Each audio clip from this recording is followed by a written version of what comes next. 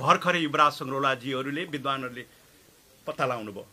अहिलेसम्म इतिहासमा ढाकिएको थियो 45,000 50,000 गोर्खालीहरू पहिलो र दोस्रो विश्वयुद्धमा मर्यो भनेर इतिहासमा लेख्नु लगाएको छ जबरजस्ती।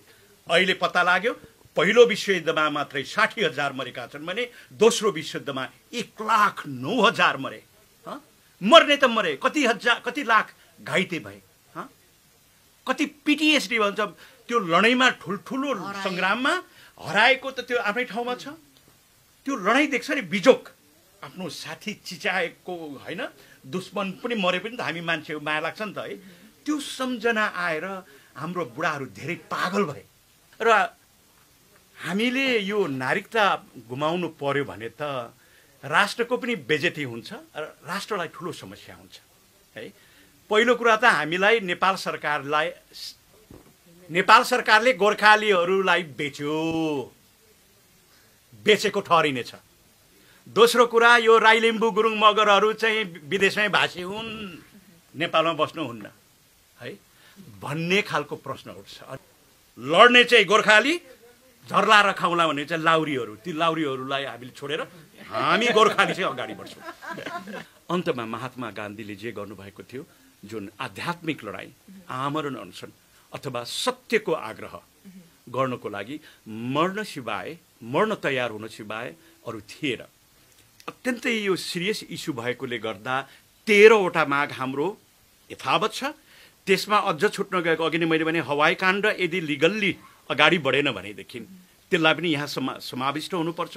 त्यस्तै हाम्रा सिङ्गापुरका दाजुभाइहरूलाई पनि ठुलो अन्याय भएको छ, किनभने हामी सिङ्गापुर र ब्रिटिस आर्मी अथवा इन्डियन आर्मी सबै त्रिपक्षीय सन्धिको आधारमा आएका हौँ होइन। सिङ्गापुर आफै गएको होइन हाम्रा गोर्खालीहरू, त्यहाँ सिङ्गापुरबाट कति अर्ब अहिलेसम्म ब्रिटेनले पाइरहेको छ होइन।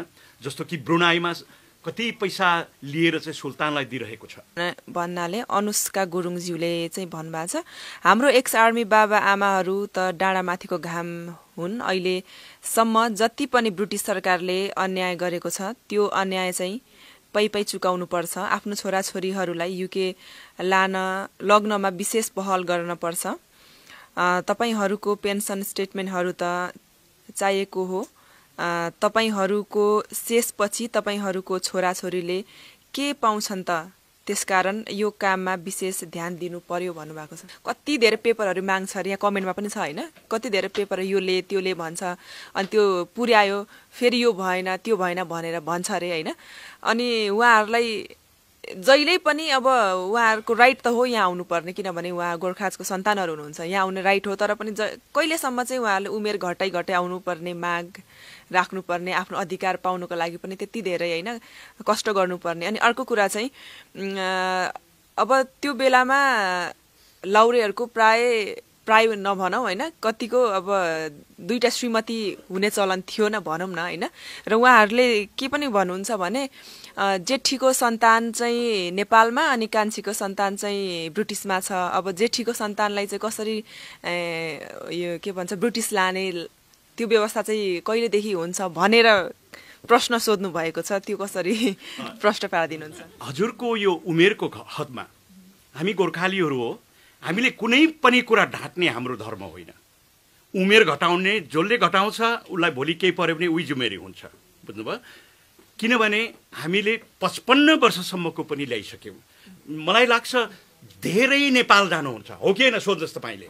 तपाईँहरू यदि तपाईँहरूले क्षतिपूर्ति पाउनुभयो, पेन्सन बराबरी पाउनुभयो भने नेपाल फर्किनुहुन्छ कि फर्किनुहुन्न? ल भन्नुहोस्, बुझ्नुभयो। अहिले हाम्रा छोराछोरीले कस्तो उन्नति गरेका छन्, युनिभर्सिटी कलेजहरूमा जानुहोस् त। हाम्रा छोराछोरीहरूले उच्च मार्क ल्याएर यहाँका गोरागोरी नि यहाँका टिचरहरूलाई नै खार खुलाइदिएको छ। त्यस्तो अपर्च्युनिटी हामीले गुमायौँ हाम्रा छोराछोरीले। भन्दा पनि मान्दैन भने, हामीलाई पत्याउँदैन भने हामी पनि हाम्रो अधिकार नपाइन्जेलसम्म गोर्खा भर्ती बन्द गर्छौँ, स्थगन गर्छौँ। बन्द होइन, स्थगन। प्राध्यापक ब्यारी कोरेट भन्ने राजा वीरेन्द्रको गुरुले मलाई के भन्नुभएको थियो भने, ज्ञानराज गोर्खाली र गोराको रगतको साइनो छ।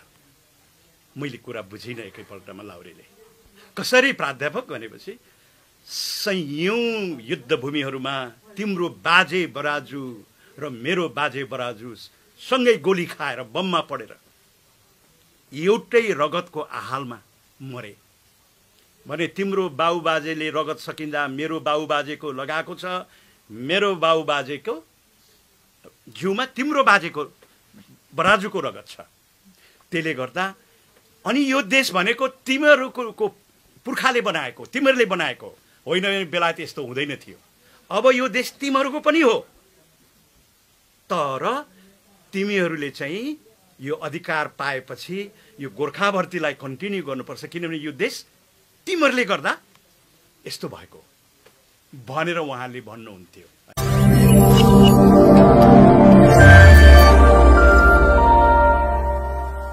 नमस्ते, माउन्टेन नेपाल मिडियामा हार्दिक स्वागत छ। म प्रस्तोता सृजना निङलेको। आज म एउटा सानो हलमा आएको छु र मेरो वरिपरि धेरैजना अभिभावक नै भनौँ उहाँहरू हुनुहुन्छ र अभियन्ताज्यूहरू पनि हुनुहुन्छ र यो हल रहेको छ रिडिङमा रहेको फर्गटन ब्रिटिस गोर्खा, जहाँ चाहिँ एक्स ब्रिटिस आर्मीहरू जो चाहिँ उहाँको छोराछोरीहरूको प्रोसेसमा लागि परिराख्नु भएको छ र केही भौतिक असुविधाको कारण पनि खेपिराख्नु भएको छ जस्तो लाग्छ मलाई। र उहाँहरूले यहाँबाट चाहिँ धेरै कुराहरू पाउनुहुन्छ र जसको लागि अभियन्ताको रूपमा हामी माझमा हाम्रो गोर्खा सत्याग्रहको अभियन्ता मानौँ उहाँ हुनुहुन्छ र उहाँ लगायत उहाँसँग जोडिनु भएका अन्य धेरै अभियन्ताज्यूहरू हुनुहुन्छ र उहाँहरूसँगको कुराकानी आज यहाँहरू माझमा हामी देखाउनेछौँ। त्यसैले म सबैभन्दा सुरुमा स्वागत गर्न चाहन्छु गोर्खा सत्याग्रहको अभियन्ता ज्ञानराज राईज्यू र उहाँ सँगसँगै हुनुहुन्छ हाम्रो यता तक गुरुङज्यू हुनुहुन्छ र त्यसै गरी हाम्रो यता गदमसरी राईजी हुनुहुन्छ महिला संयोजक, अनि यहाँ उपसंयोजकज्यू हुनुहुन्छ र उहाँहरू सबैजनालाई एकमुष्ट रूपमा स्वागत गर्न चाहे।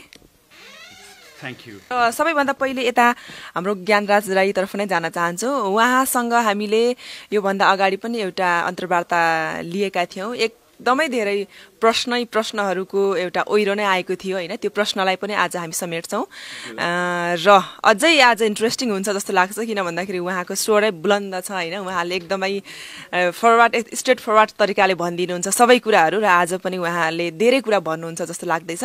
र अस्ति हामीले अन्तर्वार्ता लिए भन्दा अलिक फरक के भइरहेको छ, यहाँको यस गोर्खा सत्याग्रहले के गरिरहेको छ? Thank you. पहिलो कुरा त यसरी माउन्टेन नेपाल मिडियाले हाम्रो गोर्खालीहरूको मात्र नभएर नेपालको एउटा राष्ट्रिय सरकार, नेपालको इज्जत प्रतिष्ठाको विषयलाई, यो गम्भीर विषयलाई तपाईँहरूले चासो दिएर, हामीले तपाईँहरूलाई खोज्नुभन्दा तपाईँहरूले नै चासो दिएर सर्वत्र गोर्खालीलाई मात्र नभएर हाम्रा नेपाली समाजलाई हाम्रा खबरहरू, हाम्रा दुःख सुखका कुराहरू, उन्नतिका कुराहरू जुन सुनाउने सौभाग्य दिनुभयो। पहिला कुरा तपाईहरू मिडिया टोलीलाई हामी गोर्खालीहरूको तर्फबाट हामी आभार व्यक्त गर्दछौँ। र अहिले चाहिँ हामी एक प्रकारले उत्साहित मनमा पनि छौँ। सानातिना कुराहरू उपलब्धि भइराखेका छन्। दुखी गरिब हाम्रा वृद्ध आमा बाबुहरूले छोराछोरीहरू साथमा आफै मुद्दा लडेर भए पनि, खर्च गरेर भए पनि साथमा पाउनु भएको छ, आउँदैछन्। हामीले साउदी अरबबाट छोराछोरी ल्यायौँ, मलेसियाबाट ल्यायौँ होइन, र धेरै उन्नति, सानातिना उन्नति छन्। तर फेरि हामी अलिकति चिन्तित छौँ, किनभने बल्ल बल्ल यो अत्यन्तै कठिन आन्दोलन, महँगो आन्दोलन बेलायत जस्तो ठाउँमा होइन हामी गोर्खालीहरूले गर्नु परेको, जसमा हर प्रयास पछाडि दुईटा राष्ट्रबीच उच्च स्तरीय वार्ता कमिटी गठन भएर गोर्खालीहरूलाई पनि समाविष्ट गरेर यो समस्या योभन्दा अगाडि नै समाधान हुनुपर्ने हो। नभएको हुनाले धेरै हाम्रो समाजलाई अत्यन्तै दुःख भएको छ। बुढाबुढीलाई अब जाडो सुरु भयो भने राष्ट्रलाई खरबौँ रुपियाँको घाटा भयो, राष्ट्रको इज्जत प्रतिष्ठामा आँच आएको छ, हामीहरूको राजनीतिक, सामाजिक, आर्थिक, धार्मिक हरेक कुरा छताछुल्ल भएको छ। र यस्तो गम्भीर विषयलाई छिटोभन्दा छिटो बढाउनु पर्नेमा अलिकति ढिलो गरेको हुनाले हामी चिन्तित छौँ।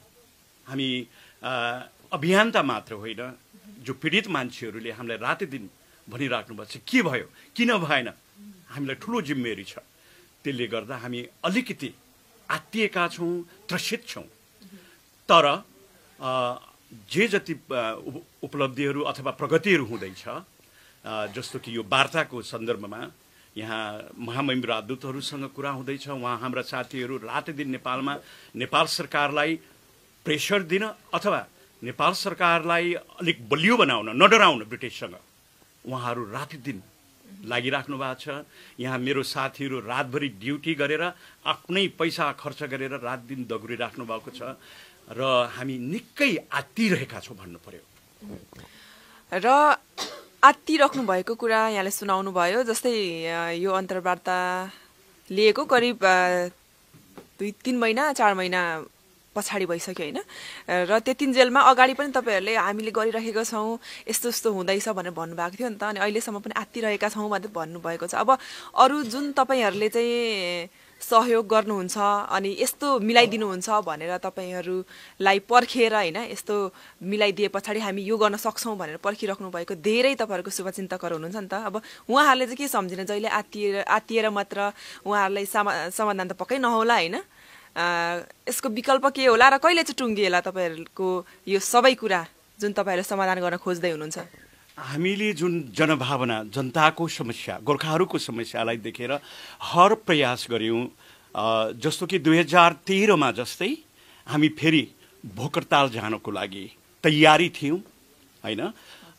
भोकरताल जान्छौँ भनेर हामीले अन्तिम तेस्रो पल्ट अल्टिमेटम दिएपछि दुईटा सरकार वार्ता गर्न तयार भयो र वार्ताको लागि तल्लो तहको भनौँ टेक्निकल कमिटी पनि तयार भयो र टेक्निकल कमिटीले हाम्रा अत्यन्तै महत्त्वपूर्ण कुराहरू मध्येमा 13वटा कुराहरूलाई समेटेर रिपोर्ट पनि तयार गरेको छ, जसमा हवाई काण्ड 14वटा हो। विशेष हवाई काण्डको विषय चाहिँ यहाँकै सरकारका प्रतिनिधिहरूले यो चाहिँ नितान्त तपाईँहरूको पक्षमा त्यसै फैसला हुन्छ, सरकारले लिगल एड दिन सक्छ, तपाईँहरू लिगल एड लिएर तपाईँहरू अगाडि बढ्नुहोस्, कानुनत अदालत जानुहोस्, अन्य कुराहरू चाहिँ वार्ताबाट मिलाउँ।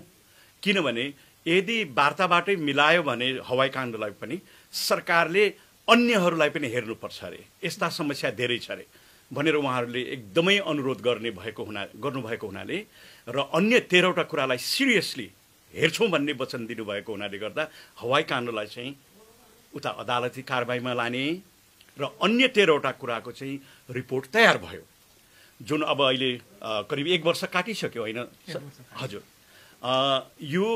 योभन्दा 6 महिना अगाडि नै वार्ता हुनुपर्ने हो। उच्च स्तरीय समिति नेपालको तर्फबाट, ब्रिटेनको तर्फबाट समिति गठन भएर त्यसमा विद्वान बुद्धिजीवीहरू जो गोर्खालीको विषयमा इतिहास बुझेको छ त्यस्ता व्यक्तित्वहरूको संलग्नतामा वार्ता भइसक्नुपर्ने हो। तर ब्रिटेनको जुन राजनीतिक परिस्थिति, जुन यो ब्रेक्जिटले गर्दाखेरि यिनीहरूलाई पनि हामीले त्यति दबाब दिन सकेनौँ, दिँदा पनि उनीहरूलाई धेरै समस्या भएको र धेरै विद्वान बुद्धिजीवीहरूले अहिले केही रोक्नुहोस् तपाईँहरू भनेर हामीले रोक्यौँ। तर पनि हामीले थाम्न नसकेर फेरि हामीले वास्तवमा यो नोभेम्बर 7 देखि हामी फेरि आमरण अनसन गर्न तयार थियौँ। तर हाम्रा समस्यालाई बुझ्ने विद्वान बुद्धिजीवी जस्तो डाक्टर युवराज सङ्ग्रौला, प्रेमचन्द्र राईहरू जो गोर्खालीकै छोरा होइन, विद्वान हङकङ राणाजीहरू लगायत नेपालमा वरिष्ठ साथीहरू हुनुहुन्छ, बेलायतमा भन्दा पनि अत्यन्तै पोलिटिकल्ली कन्सियस, सोसियली कन्सियस व्यक्तित्वहरूले चाहिँ लो यो भोकरताललाई अहिलेको लागि केही समय रोकौँ र अन्य उपाय पनि हेरौँ भन्नुभएको हुनाले गर्दा यो 4 र 5 नोभेम्बरमा नेपालमा बृहत अन्तर्राष्ट्रिय सम्मेलन हुँदैछ, जसमा देश विदेशका विद्वान बुद्धिजीवीहरू, मानवाधिकारवादीहरू, वरिष्ठ वकिलहरू, पत्रकारहरू र राजनीतिज्ञहरू, विभिन्न संस्थाका प्रतिनिधिहरू, परराष्ट्रविदहरू लगायत हामीले आशा गरेका छौँ पूर्व प्रधानमन्त्रीहरू 5 जनाको उपस्थितिमा एउटा ठुलो अन्तर्राष्ट्रिय सम्मेलन गर्दैछु काठमाडौँमा। र अब त्यो 2 दिनको गोष्ठी हुन्छ। त्यो 2 दिनको गोष्ठीले अब फर्दर हङ्ग्री स्ट्राइक, आमरण अनसन बस्ने कि यदि सरकारहरू पछि परे भने सरकारहरूले फेरि झुक्याउन सक्छ होइन। त्यो अन्तर्राष्ट्रिय सम्मेलनले हामीलाई मार्ग निर्देश गर्नेछ। नत्र भने हामी यो 7 तारिकदेखि फेरि आमरण अनसनको तयारी गरिरहेका थियौँ। यो आवरण अनसन भयो अनि आन्दोलन गरेर मात्र आफ्नो माग सुनवाई हुन्छ भन्नेमा तपाईहरु सहमत हुनुहुन्छ हो? यसमा अब अघि नै मैले निवेदन गरेँ, यो बेलायत जस्तो विदेशी ठाउँमा हाम्रा अभियन्ताहरू धेरै वृद्ध हुनुहुन्छ। यहाँ कति वृद्ध अवस्थाका दाजुभाइ दिदीबहिनीहरू देख्न सक्नुहुन्छ। अत्यन्तै खर्चिलो छ बेलायतमा, हैन? अनि यो अन्तर्राष्ट्रिय एकदमै बौद्धिक जगतले गर्नुपर्ने आन्दोलन हामीलाई योभन्दा अगाडि त्यति धेरै आफै खुलेर बौद्धिक जगत पोलिटिसियनहरूले हामीलाई त्यति सहयोग दिनु प्रत्यक्ष रूपले दिन सक्नु भएन। अब सहयोग नलिकन आन्दोलन हामीले मात्रै गरेर केही अरू अन्य आन्दोलन गरेर नहुने भएको हुनाले गर्दा र हामीलाई खर्चले धान्न मेन पावर भौतिक रूपले मान्छेलाई तयारी गर्न कठिन भएको हुनाले अन्तमा महात्मा गान्धीले जे गर्नुभएको थियो, जुन आध्यात्मिक लडाई, आमरण अनसन अथवा सत्यको आग्रह गर्नको लागि मर्न तयार हुन सिवाय अरू थिएन। त्यही कारणले गर्दा हामीले सक्सेस छिटो गराउनको लागि हामीले त्योभन्दा अरू उपाय देख्यौँ। आन्दोलन भन्दा विकल्प देख्नु भएन, हैन? ठिकै छ, यो कुरा पनि हामी प्रसङ्गमा फेरि निकाल्नेछौँ। र अगाडि हामीले अन्तर्वार्ताको क्रममा गरेको कुरालाई नै फेरि म जोड्न चाहन्छु। त्यो बेला भन्नुभएको थियो कि ब्रिटिस यहाँ जति पेन्सन पाउनुहुन्छ नेपाली गोर्खाहरूले पनि त्यति नै समान पेन्सन पाउनुपर्छ भन्ने तपाईँहरूको माग थियो नि त, हैन? त्यो माग पहिलादेखि नै उठाइराख्नु भएको थियो, अब छिट्टै हुन्छ पनि भन्नुभएको थियो। र त्यो माग अहिले फुलफिल भयो भएन या कहाँसम्म पुग्यो, त्यसको बारेमा अब तपाईँहरूको धेरै शुभचिन्तकहरू हुनुहुन्छ, उहाँहरूलाई प्रष्ट हुने गरी। हजुर, हामीहरूको माग होइन, त्यो हामीहरूको अधिकार हो। हामीले पाउनै पर्ने जुन सन्धिमा ब्ल्याक एन्ड व्हाइटमा के अरे लेखिएको छ, हैन? तमासुक छ। त्यो अनुसार हामीले पेन्सन लगायत, क्षतिपूर्ति लगायत, रिडेन्डेन्सीमा परेकाहरूलाई जुन खाली खुट्टा पठाए, हैन? विधवा आमाहरूको बिजोग बनाइराखेका छन्, हैन? यस्ता कुराहरू 13वटा कुरा छन् भने हाम्रा छोराछोरीहरू साउदी अरब, मलेसिया जस्ता देशहरूमा डर्टी, डिफिकल्ट, डेन्जरस काम गर्नु परिरहेको छ। यहाँ बाबा आमाहरूलाई दबाई खान दिने मान्छे छैन, हैन? हस्पिटल लाने मान्छे छैन, सपिङ गर्न सक्नुहुन्न, हैन? त्यस्तो अवस्थामा हामीले चाहिँ अत्यन्तै यो सिरियस इस्यु भएकोले गर्दा 13वटा माग हाम्रो यथावत छ। त्यसमा अझ छुट्न गएको, अघि नै मैले भने हवाई काण्ड यदि लिगल्ली अगाडि बढेन भनेदेखि त्यसलाई पनि यहाँ समाविष्ट हुनुपर्छ। त्यस्तै हाम्रा सिङ्गापुरका दाजुभाइहरूलाई पनि ठुलो अन्याय भएको छ, किनभने हामी सिङ्गापुर र ब्रिटिस आर्मी अथवा इन्डियन आर्मी सबै त्रिपक्षीय सन्धिको आधारमा आएका हौँ, हैन? सिङ्गापुर आफै गएको होइन हाम्रा गोर्खालीहरू। त्यहाँ सिङ्गापुरबाट कति अर्ब अहिलेसम्म ब्रिटेनले पाइरहेको छ, हैन? जस्तो कि ब्रुनाईमा कति पैसा लिएर चाहिँ सुल्तानलाई दिइरहेको छ। यतिसम्म कि ब्रिटेनले हामीलाई जिन्दगीभर थोरैभन्दा थोरै तलब दिएर हामीलाई नोकरी गरायो। हाम्रो तलबै कमी थियो भने पेन्सन त त्यो नगन्दा पनि हुन्थ्यो। अहिले अलिकति बढेको छ, हैन? तर ब्रुनाईलाई दिएर कति पैसा लिइराखेको छ भने हामी गरिब भएको हुनाले गर्दा फेरि सुल्तानको सेवा गर्न सेकेन्ड करियर गयौँ, हैन? त्यहाँ पनि सुल्तानले पेन्सन दिन्छु भनेको थियो रे, त्यो पेन्सन धरि ब्रिटेनले रोकिदियो। यस्तो अन्याय भएको छ। त्यसले गर्दा त्यो 13वटा मात्र नभएर भोलिको दिनमा वार्ताको क्रममा यी सबै विषयहरू सबै छलफल हुनुपर्छ र भोलिको दिनमा फेरि गोर्खालीको समस्या यो बाँकी रह्यो त्यो बाँकी रह्यो भन्न नपरोस्, हैन? जसले गर्दा ढिलै भए पनि, ढिलो त अत्यन्तै ढिलो भइसक्यो, अघि नै भनिसकेँ नि मैले, हाम्रा सबै कुरा छताछुल्ल भइसके। तर बुढेसकालमा भए पनि हामीले मर्नभन्दा अगाडि हाम्रो अधिकार पायौँ भने हामी अलिक सजिलो प्रकारले यो धरती छाड्न पाउँछौँ कि हाम्रा छोराछोरीहरूले के गरी खान्छन् कि भनेर हाम्रा 13वटा प्लस अन्य छुटेका कुराहरू वार्तामा अगाडि बढाउनको लागि हामी अत्यन्तै आतुर छौँ। ठिकै छ, यो कुराहरूलाई पनि हामी अगाडि लानेछौँ।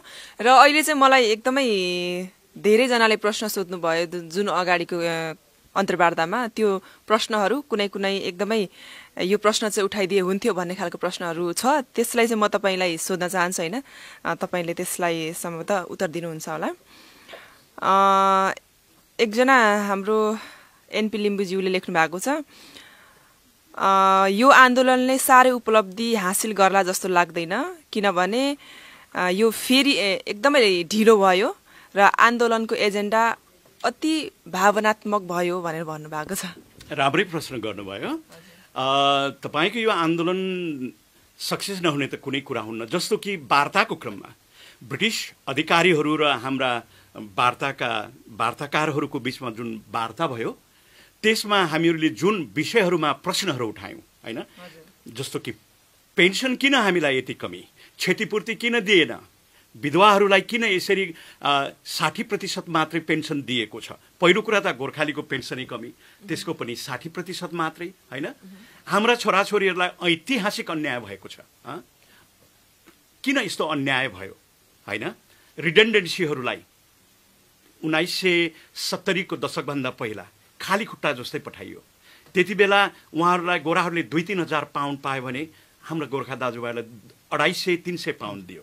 हेर्नुहोस्, त्यति बेला हामीले गोरा बराबर 3000 पाउन्ड पाएको हो भने अहिले त्यसको मूल्य 70-80 हजार पुग्दो रहेछ। यो भर्खरैको डाटाले हामीले साथीहरू विद्वानहरूसँग सोधेको।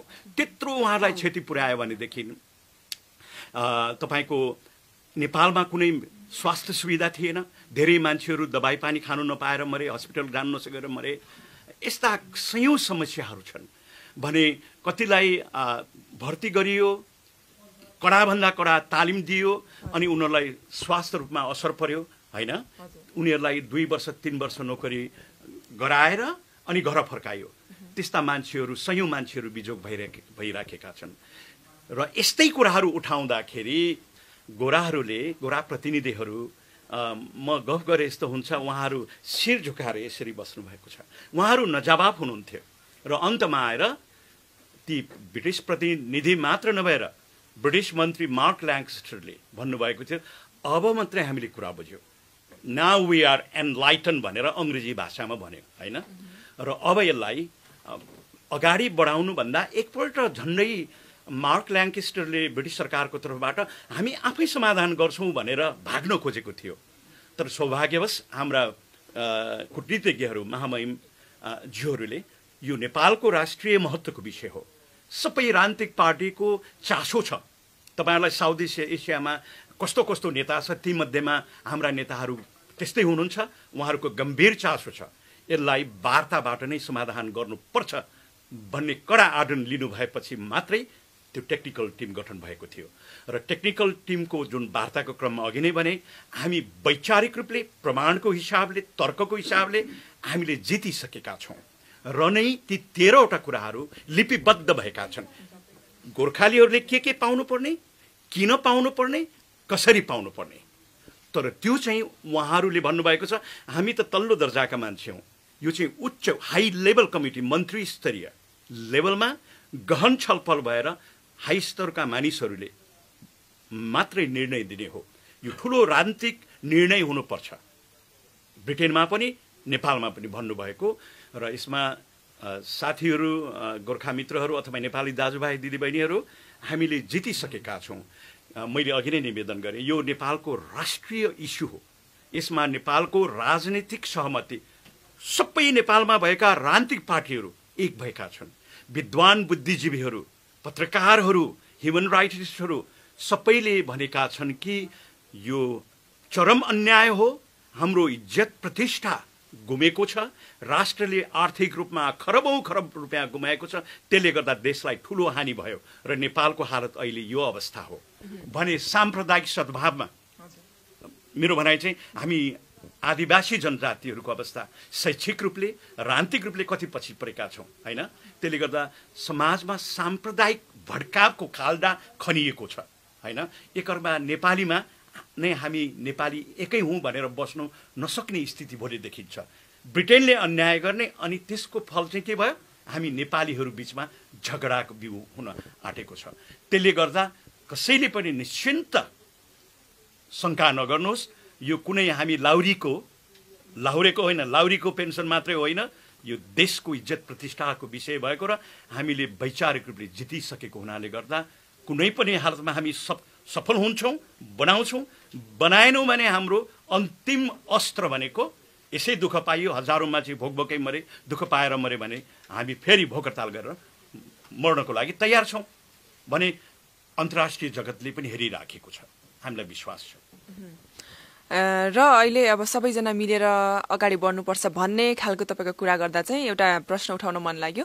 पहिला तपाईँहरू गेसोमा हुनुहुन्थ्यो होइन, गेसो भन्ने एउटा तपाईँहरूको टिम थियो भनौँ, त्यस पछाडि तपाईँहरूले आफ्नो टिम फेरि बनाउनु भयो गोर्खा सत्याग्रह भएर, अनि अहिले गेसो अनि सत्याग्रह फरक फरक छ भनेर धेरैजनाले सोच्नुहुन्छ र सम्भवतः यो सही पनि हो जस्तो लाग्छ। तर तपाईँहरू एकजुट भएर सबैजनासँगै मिलेर काम गरेको भए अझै अगाडि बढ्न सक्नुहुन्थ्यो, अझै छिटो उपलब्धि हासिल गर्न सक्नुहुन्थ्यो भन्ने तपाईँहरूको शुभचिन्तकको भनाइहरू छ। यसलाई कसरी प्रश्न? त्यो सबैको चाहना, हामी सत्याग्रहको चाहना त्यही हो। यहाँहरू जति पनि अहिले हामी वरिपरि छौँ, हामी सबै गेसोका सदस्य हौँ होइन। जस्तो कि युवराज सङ्ग्रौलाजीले हामीलाई गोर्खालीलाई यतिसम्म अन्याय भयो भनेर चन्दन जस्तो घोटेर टिका मात्र लगाइदिनु भएन होइन। त्यसले गर्दा हामीलाई ज्ञान भयो, हामीले लड्यौँ भने, राम्रो आन्दोलन गऱ्यौँ भने हामीले न्याय पाउने रहेछौँ, देशको इज्जत प्रतिष्ठा बचाउन सक्ने रहेछौँ, बचाउनु पर्छ भन्ने ज्ञान भएपछि हामी गेसोमा धेरै एक्टिभली लाग्यौँ होइन। नेपाल अधिराज्यभरमा धेरै आन्दोलनहरू भए, अगाडि धेरै राम्रो भइराखेको थियो होइन, जसको फलत हामीले पहिलो कुरा त हामीले धेरै ज्ञान पायौँ होइन, दोस्रो कुरा धेरै उपलब्धिहरू पनि भएका थिए, हुन आँटेका थिए। तर हाम्रा गेसोका साथीहरूले, मैले विरोध गर्न खोजेको होइन, अहिले सर्वत्र सबैलाई थाहा छ उहाँहरूको जुन कार्यशैली, जुन उहाँहरूको अनुशासन, आर्थिक अनुशासन र मुख्य कुरो चाहिँ दुईटा कुरा हो। एउटा चाहिँ माग अथवा गोर्खालीको अधिकार के हो भन्ने कुरामा उहाँहरू स्पष्ट हुन सक्नु भएन। दोस्रो कुरा, यो अधिकार प्राप्तिको लागि कुन प्रकारको आन्दोलन गरेर अगाडि बढ्ने, यो कुरामा हामी असहमत भयौँ र जति असहमत भयौँ हामी गेसोलाई छोडेर हामी बाहिर निक्लेर आन्दोलन गऱ्यौँ र हाम्रो आन्दोलनको उद्देश्य भनेको एकातिर ब्रिटिस र नेपाल सरकारलाई पनि ठिक ठाउँमा ल्याएर हामीलाई छिटो न्याय दिलाउनु हो भने मुख्य गेसोलाई ठिक ट्र्याकमा ल्याउनु, किनभने गेसो हो नि त सुरु गर्ने आन्दोलन होइन। त्यसले गर्दा गेसोलाई हामीले अप्रत्यक्ष रूपले सहयोग गर्न खोज्यौँ र पनि गेसोले मानेन। हामीहरूको वर्षौँ वर्ष गुमायो, करोडौँ रुपियाँ कहाँ गयो थाहा छैन, त्यो कि उहाँहरू जान्नुहुन्छ कि पितृहरू जान्नुहुन्छ होइन। र हामीले यति उहाँहरूलाई अनुनय विनय गऱ्यौँ, यसरी हाम्रो पनि गोर्खालीको पनि बदनाम हुन्छ, हामी अन्यायमा पर्छौँ भन्दै नमान्नु भएपछि हामीले बिस्तारै बिस्तारै अन्य विभिन्न 6-7वटा सङ्गठनहरू भयौँ हामी।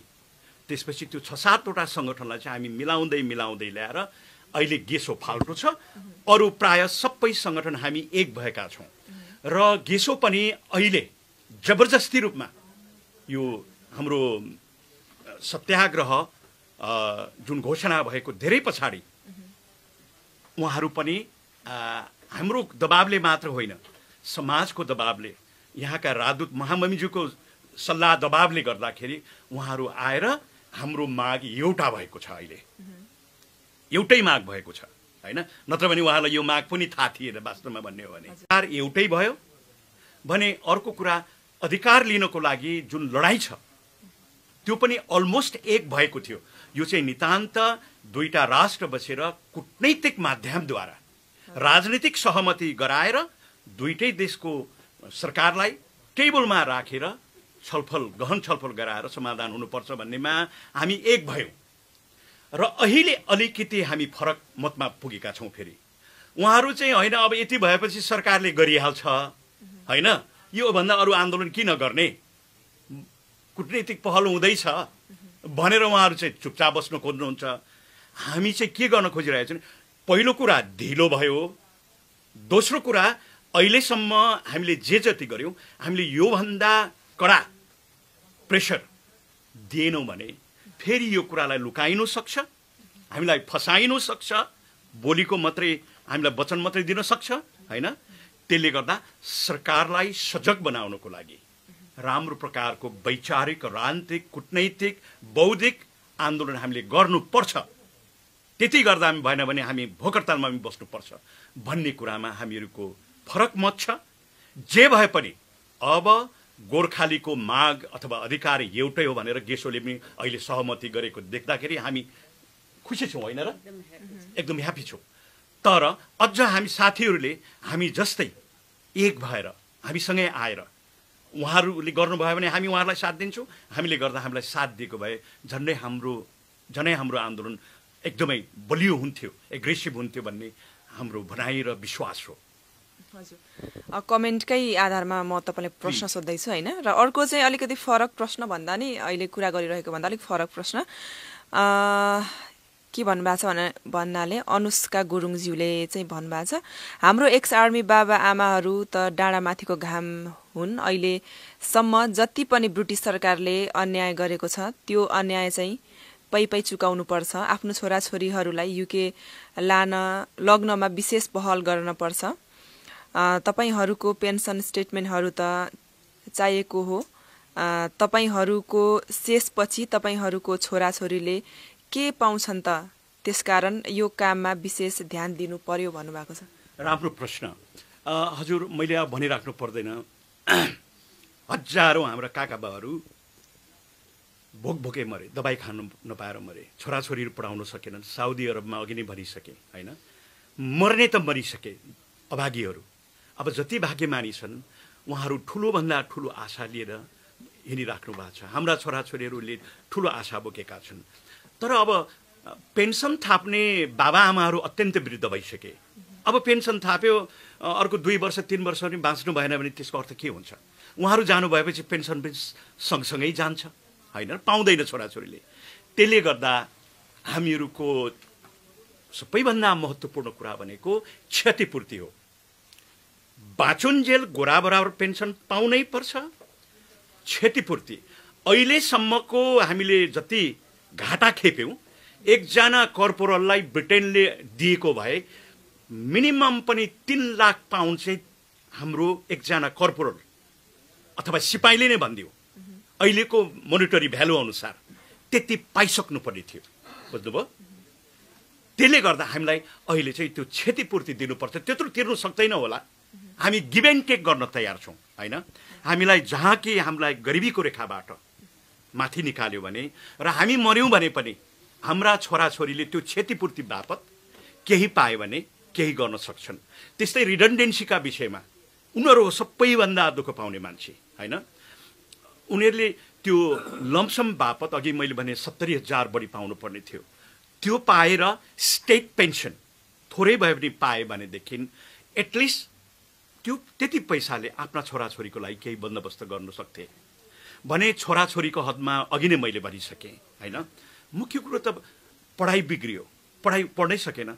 मैले बारम्बार फेसबुकमा लेख्ने गर्छु, भारत र इन्डिया र अफ्रिकाबाट आएका 1950-60 को दशकमा आएका त्यहाँका नागरिकहरू यहाँ आएका उनीहरूका छोराछोरीहरू अहिले 5 जना यो सरकारको ब्रिटिस सरकारको क्याबिनेट मिनिस्टर भएको छ, गृहमन्त्री, अर्थमन्त्री, प्रमुख ठाउँहरूमा भन्ने मान्य सांसद छ कति छन् होइन।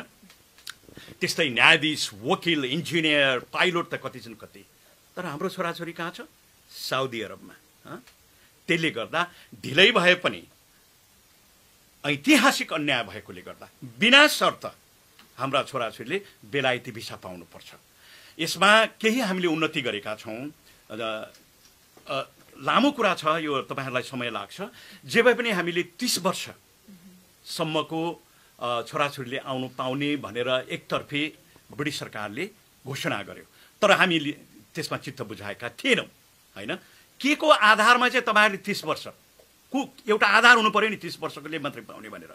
अझ त्योभन्दा अगाडि त 28 वर्षको मात्रै भन्दै थियो होइन। 28 वर्षको दिन आँटेको थियो, 18 वर्षको त पहिलेदेखि आउनु पाउँथ्यो होइन। र अनि त्यसमा गोर्खालीको पेन्सन चाहिँ मरेर त्यति बेला 200 पनि थिएन, रिडन्डेन्सीको त छँदै छैन, विधवा आमाहरूको त जनसारो 100 पनि पुग्दैन थियो, भिसा फी चाहिँ तिर्नुपर्ने 2200, हामीले कहाँबाट ल्याएर तिर्ने भनेपछि 2200 भन्दा बढी भिसा फीबाट हामीले घटायौँ, 865 झार्यौँ होइन। त्यसले गर्दा हाम्रा धेरै दाजुभाइ दिदीबहिनी गरिबभन्दा गरिबहरूले ऋण गरेर घरबारी बेचेर अहिले करिब 4-5 हजार छोराछोरीहरू बेलायत आएका छन् हैन। यसमा हामीले गर्व गरेको त होइन, तर पनि अत्यन्तै जेन्युन केसहरूलाई हामीले ध्यान दिएर हामीले धेरैभन्दा पनि 95% मुद्दा जितेका छौँ। मुख्य यो यसमा हामीले राजु थापाजीलाई सहयोग मागेका छौँ। उनीले राम्रा ब्यारिस्टरहरू राखेर 100वटा मुद्दामा 95वटा मुद्दाहरू हामीले जितिसकेका छौँ, जसको अर्थ ब्रिटिस सरकारलाई हामीले अदालतमा पनि हराइसक्यौँ। 100मा 95 मुद्दा जितेपछि हामीले जितेन। त्यसले गर्दा ब्रिटिस सरकारले आफै नैतिकताको आधारमा यो पुरानो नियमलाई, अहिले भएको नियमलाई खारेज गरेर नयाँ सुलभ नियम ल्याउनु पर्ने हो। यदि म सरकारमा भए म तुरुन्त ल्याउँथेँ, मेरो इज्जत बचाउन, देशको इज्जत बचाउन हैन। तर ल्याउनु पर्ने हो। ल्याएन भने पनि यो वार्तामा हामी राख्नेछौँ। र हामीले गोर्खालीहरू गरिब छन् भनेर हामीले वकिलहरूलाई जसले भए पनि सस्तोमा गरिदेऊ। गोर्खालीहरू अत्यन्तै अन्यायमा परेका छन् हैन। सस्तोभन्दा सस्तो वकिल फी लिएर गरिदेऊ भनेर अहिले 4-5 हजार छोराछोरी आछन्। रेडिङमा त मैले अब कुन घरमा चाहिँ कसको चाहिँ छोराछोरी आएन भनेर सोध्नुपर्ने स्थिति छ। अनि हामी खुसी पनि छौँ, अत्यन्तै खुसी छौँ। छोराछोरीहरूले अत्यन्तै राम्रो काम गर्दैछन् हैन। एक प्रकारको पहिला यहाँ आउँदाखेरि मलाई भियतनामी भन्थ्यो, थाई भन्थ्यो। अहिले हामी गोर्खाली हौँ भनेर छाती खोलेर सर्वत्र हिँड्नु पाएका छौँ। यो गर्वको कुरा हो। र भोलिको दिनमा हाम्रा छोराछोरीहरू कुनै पनि शर्त नराखिकन भिसाफी कमीभन्दा कमी लिएर आउनु पाउनुपर्छ भन्ने हाम्रो स्ट्रङ आदत छँदैछ। त्यसले गर्दा हामी धेरै उत्साहित मनमा छौँ। तर पनि यी 13वटा पुरा नभइन्जेलसम्म हामी आन्दोलनलाई यही प्रकारले अगाडि बढाउँदैछौँ। त्यसै कारण यो अन्तर्राष्ट्रिय सम्मेलनलाई हामीले अगाडि सारेका छौँ। र यसै सन्दर्भमा धेरैजना अझै पनि अप्लाई गरिराख्नु भएको छ नेपालबाट हैन, यता आउनुको लागि छोराछोरीहरू भनौँ। र धेरैजनाले के पनि गरिराख्नु भएको छ भने त्यो एउटा बाध्यता पनि हो। 30 वर्ष नागिसकेकोहरू हुनुहुन्छ, तर उहाँहरू चाहिँ एज घटाएर हैन, नागरिकतामा उमेर घटाएर चाहिँ यहाँ प्रोसेस गरिराख्नु भएको छ। अब कति धेरै पेपरहरू माग्छ अरे, यहाँ कमेन्टमा पनि छ हैन, कति धेरै पेपर योले त्योले भन्छ, अनि त्यो पुर्यायो फेरि यो भएन त्यो भएन भनेर भन्छ अरे हैन। अनि उहाँहरूलाई जहिले पनि अब उहाँहरूको राइट त हो यहाँ आउनुपर्ने, किनभने उहाँ गोर्खाजको सन्तानहरू हुनुहुन्छ, यहाँ आउने राइट हो। तर पनि कहिलेसम्म चाहिँ उहाँहरूले उमेर घटाइ आउनुपर्ने, माग राख्नुपर्ने, आफ्नो अधिकार पाउनुको लागि पनि त्यति धेरै हैन कष्ट गर्नुपर्ने। अनि अर्को कुरा चाहिँ अब त्यो बेलामा लाउरेहरूको प्राय नभनौँ हैन, कतिको अब 2टा श्रीमती हुने चलन थियो न भनौँ न हैन। र उहाँहरूले के पनि भन्नुहुन्छ भने जेठीको सन्तान चाहिँ नेपालमा अनि कान्छीको सन्तान चाहिँ ब्रिटिसमा छ। अब जेठीको सन्तानलाई चाहिँ कसरी यो के भन्छ ब्रिटिस लाने त्यो व्यवस्था चाहिँ कहिलेदेखि हुन्छ भनेर प्रश्न सोध्नु भएको छ। त्यो कसरी प्रश्न पारिदिनुहुन्छ? राम्रो प्रश्न। हजुरको यो उमेरको हदमा हामी गोर्खालीहरू हो, हामीले कुनै पनि कुरा ढाँट्ने हाम्रो धर्म होइन। उमेर घटाउने जसले घटाउँछ उसलाई भोलि केही पर्यो भने उही जिम्मेवारी हुन्छ, बुझ्नुभयो? किनभने हामीले 55 वर्षसम्मको पनि ल्याइसक्यौँ, अहिले 50 वर्षको त कुरै छाडिदिउँ हैन। त्यसले गर्दा कसैले पनि उमेर नघटाउनु होला हैन। हामीले अदालत गएर 55 वर्षको, 52 वर्षको, 48 वर्षको हामीले ल्याइसक्यौँ। कुनै ऐतिहासिक अन्याय भएकोले गर्दा उमेरको त्यहाँ कुनै हदबन्दी हुनु हुँदैन र अदालतले त्यसलाई काउन्ट गरेन, बुझ्नुभयो त? भने अब तपाईँको हामीले उहाँहरू हाम्रा आमा बाबुहरू अत्यन्तै वृद्ध हुनुहुन्छ, धेरै झ्याउला छ, कागजपत्र विभिन्न प्रकारको पेश गर्नुपर्छ हैन। त्यसले गर्दा उहाँहरूलाई सस्तोभन्दा सस्तो एप्लिकेसन गर्न पाउन्। अर्को कुरा राम्रो सजिलो सुझाव पाउन् भनेर हामीले बारम्बार भनेका छौँ मिडिया मार्फत भेटघाटमा। तपाईँहरूले यहाँ छोराछोरी ल्याउनुलाई पहल गर्ने होइन। तपाईँहरूका छोराछोरी बेलायत आउनु माग्छन् भने उनीहरूले आफ्नो अधिकार खोज्नु पर्यो। बुढाबुढी बुढा भए उनीहरूले कुरा बुझ्दैनन्, बिर्सिन्छन्, जानु सक्दैनन्, पुग्न सक्दैनन् हैन। त्यसले गर्दा उहाँहरूलाई सस्तोमा, जस्तो कि लीला मास्केजी हुनुहुन्छ नेपालमा होइन, र अन्य विपिन विक्रम शाहजीहरू हुनुहुन्छ, अन्य पनि छन् होइन। उहाँहरूको साथमा उहाँहरूलाई भेटुन् छोराछोरीले, र ती वकिलहरूले सजिलो प्रकारले कसरी एप्लाई गर्ने होइन, के कागजपत्र चाहिन्छ भनेर सिकाउनुहुन्छ। त्यसरी अहिले धेरैभन्दा धेरै छोराछोरीहरूले बेलायत आउँदैछन्। अब अर्को कुरा जेठी र कान्छीको कुरा आयो। हाम्रो संस्कार त्यस्तो थियो, विभिन्न कारणले अब त्यो हामीलाई सबै थाहा छ। यसमा दया गरेर आमाहरूले मिल्दिनु पर्यो होइन। कान्छीले आफ्नो श्रीमानलाई खुसी बनाएर जेठीलाई अन्याय गर्यो भने पाप लाग्छ कान्छी आमाहरू है। त्यो बाउको छोराछोरी हो है, कान्छी आमाले ल्याउन कर लाग्छ, उनीले मद्दत गर्नुपर्छ होइन। र जेठी आमाका छोराछोरीहरूले पनि कान्छी आमा भयो भने दया गरिदिनुहोस् भनेर भन्न जान्नु पर्यो नि होइन। मिल्नु पर्यो। बाबा हुनुहुन्छ भने बाबालाई भनेर आमालाई भनेर भन्नु पर्यो, आमा मात्रै छ भने आमालाई भन्नु पर्यो, कान्छी आमालाई भन्नु पर्यो होइन। किनकि जेठीपट्टिको छोराछोरी त्यही बाउको छोराछोरी हो नि त। त्यसरी धेरै आइसके। अरू त के गफ गरौँ, एकैजनाको 9 जना छोराछोरी त मसँगै बस्यौँ एउटै घरमा होइन।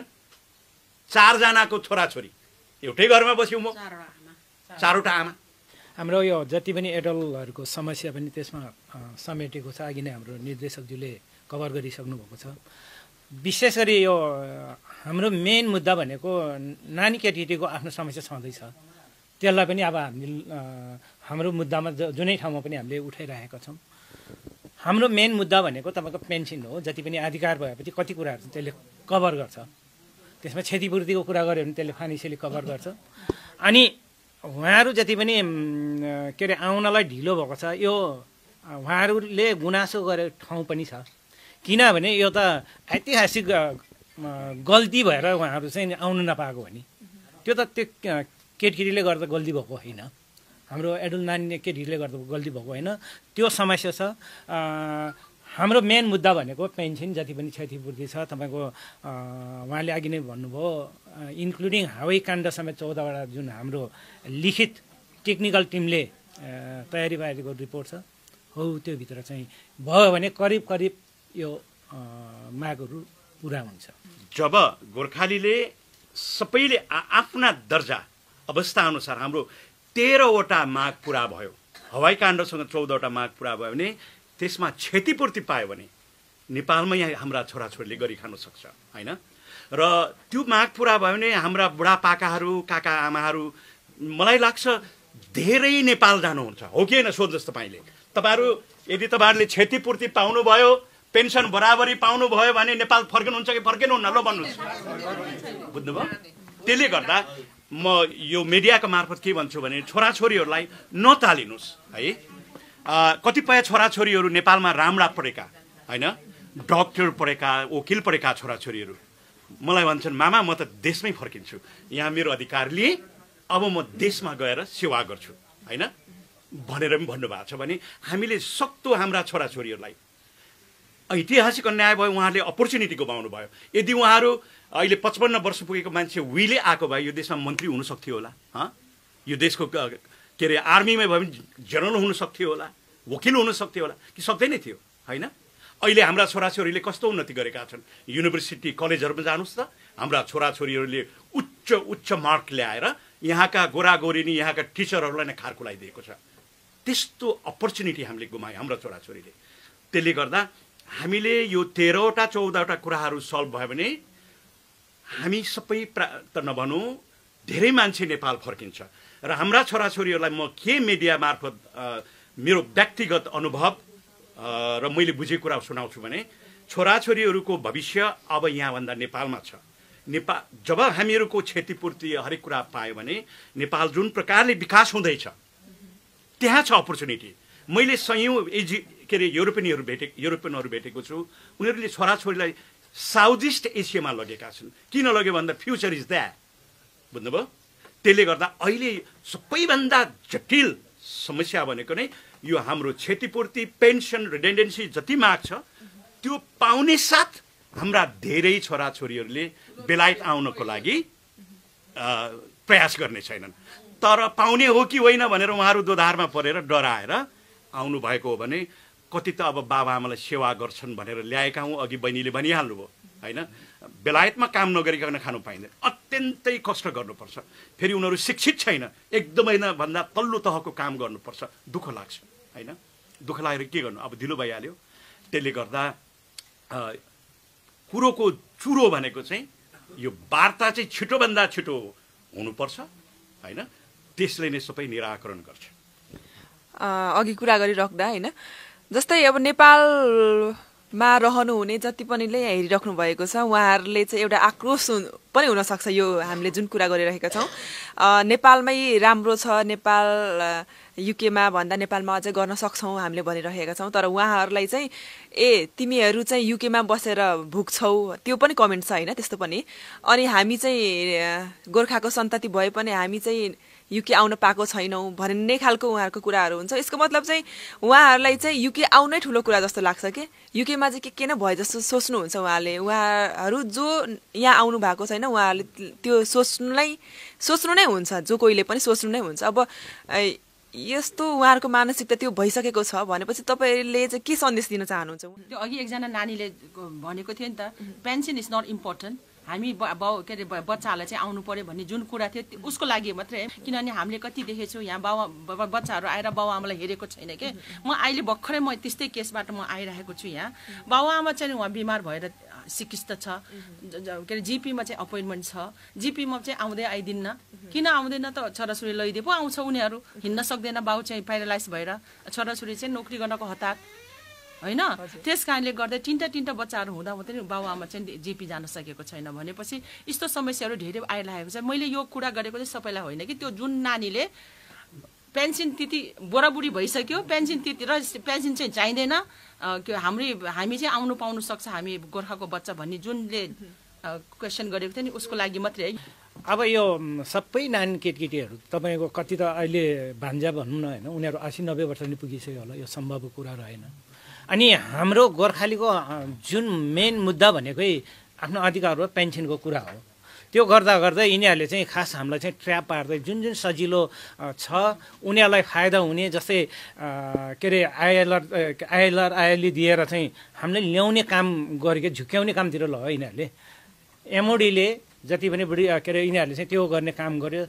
त्यसमा चाहिँ कस्तो छ भने हाम्रो संस्कार नै पहिला भर्ती कसरी हुने भनेर हामी चाहिँ लाग्थ्यौँ भने अहिले हाम्रो नानी केटी चाहिँ के भयो भने कसरी युके जाने, उनीहरूको चाहिँ तन मन सबै उतातिर यतातिर केन्द्रित गरिदियो। त्यसले हाम्रो माग भनेको हामीलाई जुन अधिकार ब्रिटिस सिपाहीले जुन पाउनुपर्ने अधिकार हो त्यो चाहिँ हाम्रो मेन मुद्दा हो। तर हामीलाई उनीहरूले यो बराबर नदिँदाखेरि, हाम्रो अधिकार नदिँदाखेरि त्यसको इफेक्ट चाहिँ के भयो भने पेन्सनरलाई त पर्यो, अहिले के अरे जति पनि सन्तानहरूलाई चाहिँ यो इफेक्ट हुन गएको छ। अनि त्यति मात्रै नभएर अहिले जनजातिलाई पनि यो इफेक्ट पर्दै गएको छ। हामीले यो यसरी हामीलाई ठग्यौँ भने, क्षतिपूर्ति सहित पेन्सन दिएनौँ भने र सेटलमेन्ट राइट मात्रै दियो भने हाम्रो नेपालबाट 10,000 भन्दा बढी परिवार यहाँ आएर बस्ने छ।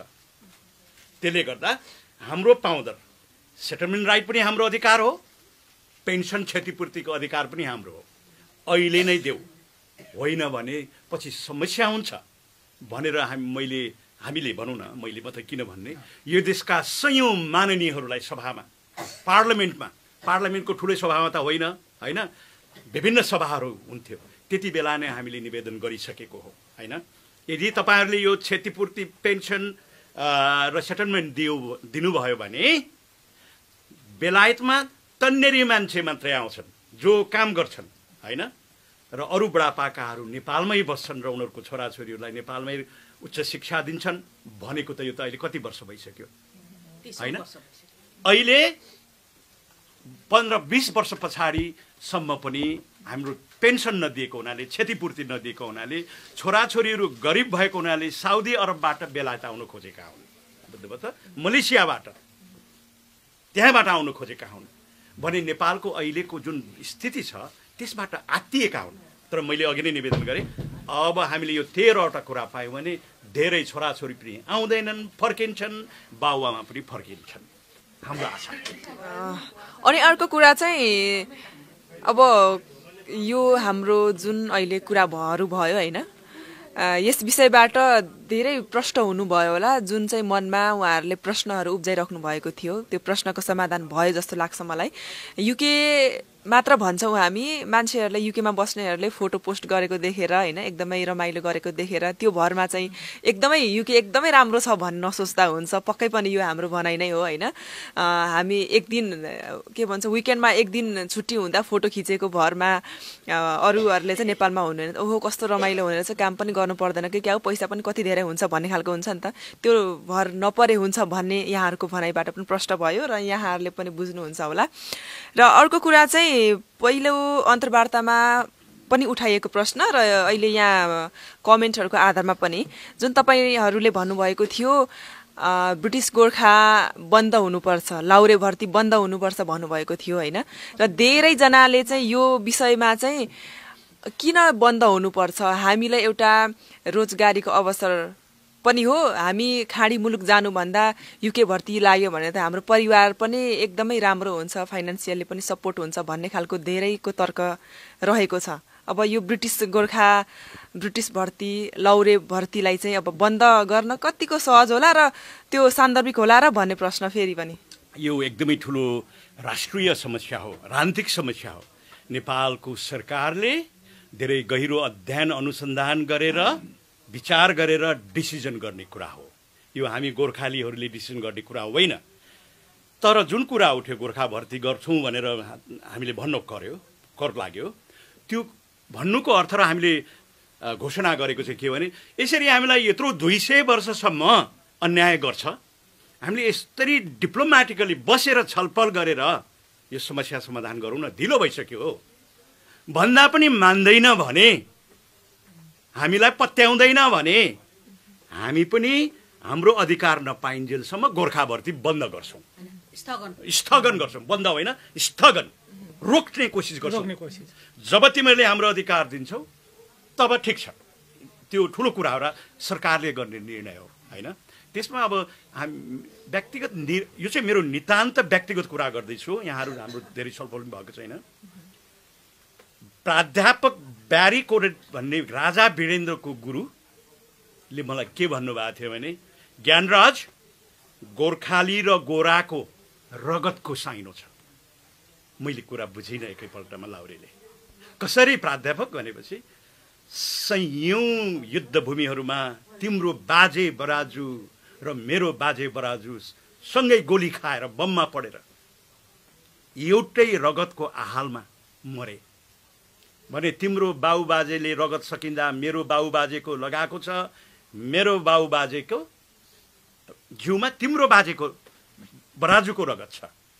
त्यसले गर्दा अनि यो देश भनेको तिमीहरूको पुर्खाले बनाएको, तिमीहरूले बनाएको होइन, बेलायत यस्तो हुँदैन थियो। अब यो देश तिमीहरूको पनि हो, तर तिमीहरूले चाहिँ यो अधिकार पाएपछि यो गोर्खा भर्तीलाई कन्टिन्यू गर्नुपर्छ, किनभने यो देश तिमीहरूले गर्दा यस्तो भएको भनेर उहाँले भन्नुहुन्थ्यो होइन। र यसो सोचेर ल्याउँदा गोर्खा भर्ती अब हाम्रो कल्चर भइसक्यो। संसारलाई गोर्खाली भनेर, गोर्खालीको देश नेपाल भनेर चिनायौँ, नेपाललाई एउटा स्वतन्त्र होइन एउटा राष्ट्र बनायौँ, के छ के हामीले गरेको।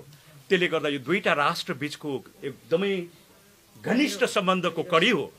त्यसले गर्दा यदि ब्रिटेनले चाहिँ हाम्रो अधिकार कुनै हामीलाई दुःख नदिकन ढिलो गर्यो, यिनीहरूलाई पाप लाग्छ है, छताछुल्लै बनायो हामीलाई, भोकभोकै मारे भनिसके।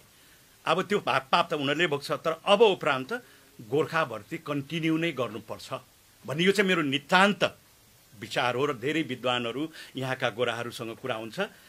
अर्को कुरा म हाइपोथेटिक त हुन्न, यदि गोर्खाली छैन ब्रिटिस आर्मी भने त्यो गोराहरूको मोराल कस्तो होला है, सायद राइफलै छाडिदिन्छ होला। इन्डियामा गोर्खाली छैन भने इन्डियाको आर्मीले के गर्ला? त्यस्तो अवस्था हाम्रो इज्जत प्रतिष्ठा हाम्रो मोरालले गर्दा दुईटा राष्ट्र, इभन सिङ्गापुरको कुरा, सुल्तान ब्रुनाईको सुल्तान किन अरूलाई राख्नु माग्दैन, गोर्खालीलाई मात्र राख्छ होइन। तर ब्रिटेनले यसरी ह्युमन ट्राफिकिङ गर्न मिल्दैन। मलाई यहीँको गोराहरूले भन्छ, Gyanraj our government is human trafficking, हाम्रो देशले तिमीहरूलाई यहाँ के अरे बेचेर फाइदा गरिराखेको छ। कति भाग्यमानी ब्रिटेन, एकातिर आफ्नो देशको रक्षा पनि गर्न पायो, भएन उल्टो उनीहरूलाई यत्रो अरबौं अरब, नेपाली त खरब, यदि त्यो पैसा हामीले पाउनुपर्ने कुरा पाएको भए नेपाल कस्तो हुन्थ्यो? के राई-लिम्बू गुरुङले जाँड खाएरै सक्थ्यो त हामीले? त्यसले गर्दा राष्ट्रलाई ठुलो घाटा भयो। अब गोर्खाभर्ती कन्टिन्यू गर्यो भने ब्रुनाईलाई कसरी दिने? नेपाल र ब्रुनाईको बिचमा हुनुपर्छ, सिङ्गापुर र नेपालको बिचमा सहमति हुनुपर्छ, भारत र नेपालको बिचमा फाल्टै हुनुपर्छ भने ब्रिटेनले राख्नु माग्छ भने ब्रिटेन र नेपालको बिचमा हुनुपर्छ। अब त हाम्रो यहाँ धेरै सन्तानहरू पनि आइसक्यो होइन। यो 14वटा माग पुरा भयो भने यो आउँदो वर्षभित्रमा यो हाम्रो यो 14वटा माग पुरा भयो भने यो आउँदो 8-10 वर्षमा यहाँ 2 लाख भन्दा बढी नेपाली आदिवासी अथवा नेपालीहरू यहाँका नागरिक हुनेछन्। ढिलै भए पनि दुःख गरेर भए पनि केही गर्छन्। तर म एउटा अहिले नै भन्छु, बुढा भएका छोराछोरीहरू आउने कोसिस नगर्नुहोस्, किनभने तपाईँहरूले भोलि दुःख पाउनुहुन्छ। तपाईँहरू तन्नेरी हुँदा काम गर्नुभयो, एनआई ट्याक्स तिर्नुभयो भनेदेखि पछि पेन्सन पाउनुहुन्छ, स्टेट पेन्सन होइन। यदि तपाईँहरूले एनआई कन्ट्रिब्युसन गर्नु भएन भने फेरि तपाईँहरूको हालत तपाईँहरूको बाबा आमाको जस्तै हुन्छ। त्यसले गर्दा अब हामी यो वार्तालाई छिटोभन्दा छिटो गरौँ। हामीलाई सोध्ने मात्र होइन, आन्दोलनमा सबै आउनुहोस्, छिटो सफल बनाऊ। क्षतिपूर्ति र पेन्सन पाउने साथ तपाईँहरूको मानसिकता रातको दिन हुनेछ होइन। तपाईँहरूले युके आउनु म जाँदिनँ भन्ने पनि कतिले तपाईँहरूले डिसिजन गर्न सक्नुहुन्छ। गोर्खा भर्तीको बारेमा अलिकति थप्नु मन लाग्यो, किनभने यो अलिकति क्लियर नभएर नि मान्छेहरू हामीलाई यो आन्दोलनलाई अलिकति विरोध गरेको अवस्था थियो। हामीले जुन पोखरामा गएर यो कार्यक्रम गर्दाखेरि धेरै विरोध आए। यो हाम्रो गोर्खा सत्याग्रहले यो आन्दोलन अघि नै भन्यो स्टप गर्न खोजेको होइन, केही समयको लागि दबाब दिनलाई हामीले यो कार्यक्रम गरेको हो। टोटली हामी को र हामी के अरे गोर्खा भर्ती बन्द गर्ने? हामी सरकार होइन, हामी त पीडित पक्ष हो। पीडित पक्षले त जहाँ जहाँ दबाब सिर्जना गर्दै कुन चाहिँ इफेक्टिभ हुन्छ त्यो कुरालाई हामी गर्न खोजेको मात्रै हो।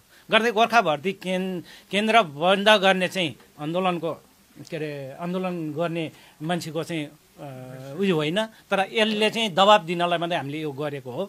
गर्दाखेरि अनि अर्को कुरा के पनि हाम्रोमा अलिकति साथीहरूले के बुझ्नु पऱ्यो भने हामीले कहिले पनि सशस्त्र आन्दोलन गरेको होइन, त्यो कुरा पनि हाम्रो बाजिएको हो। हामी त सशस्त्र होइन, सशक्त गर्ने हो, सशक्त स्ट्रङली जाने हो। अनि अर्को कुरा के पनि हो भने हामी सशक्त भन्दा पनि एकदमै इफेक्टिभ तरिकाले जाने हो। नत्र भने हामी किन आमरण अनसनमा जानु पर्थ्यो त? त्यो इफेक्टिभ हुन्छ, किनभने अर्कालाई दुःख नदिकन एकदमै के अरे महात्मा गान्धीको सिद्धान्तलाई लिएर त्यसलाई फलो गरेर अरूलाई के अरे जति सक्दो आकर्षित गरेर हामीतिर एकदमै सिम्पल तरिकाले इफेक्टिभ तरिकाले हामीले कार्यक्रम गर्ने हो। त्यही कार्यक्रम हामी सधैँ कन्टिन्यू हुन्छ। गर्दाखेरि हाम्रो अहिलेको आन्दोलन भनेको सशस्त्र आन्दोलन भनेर सशक्त गरेर जाने हो, जुन चाहिँ इफेक्टिभ हुन्छ त्यही गर्ने हो।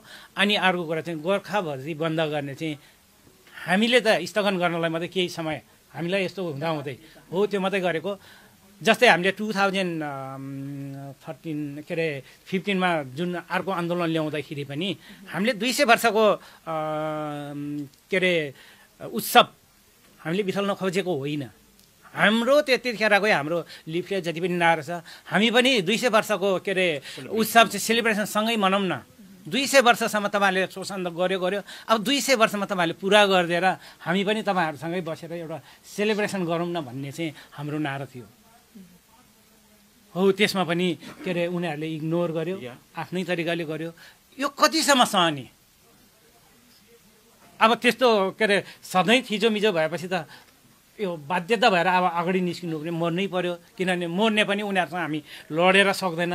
एउटा पावरफुल कन्ट्री, बुद्धि के अरे सबै धन बुद्धि सबै भएको कन्ट्रीसँग गर्दाखेरि हाम्रो उपाय नै छैन। अब गल्लीमा गएर तेर्सिने भए हाम्रो के छ त?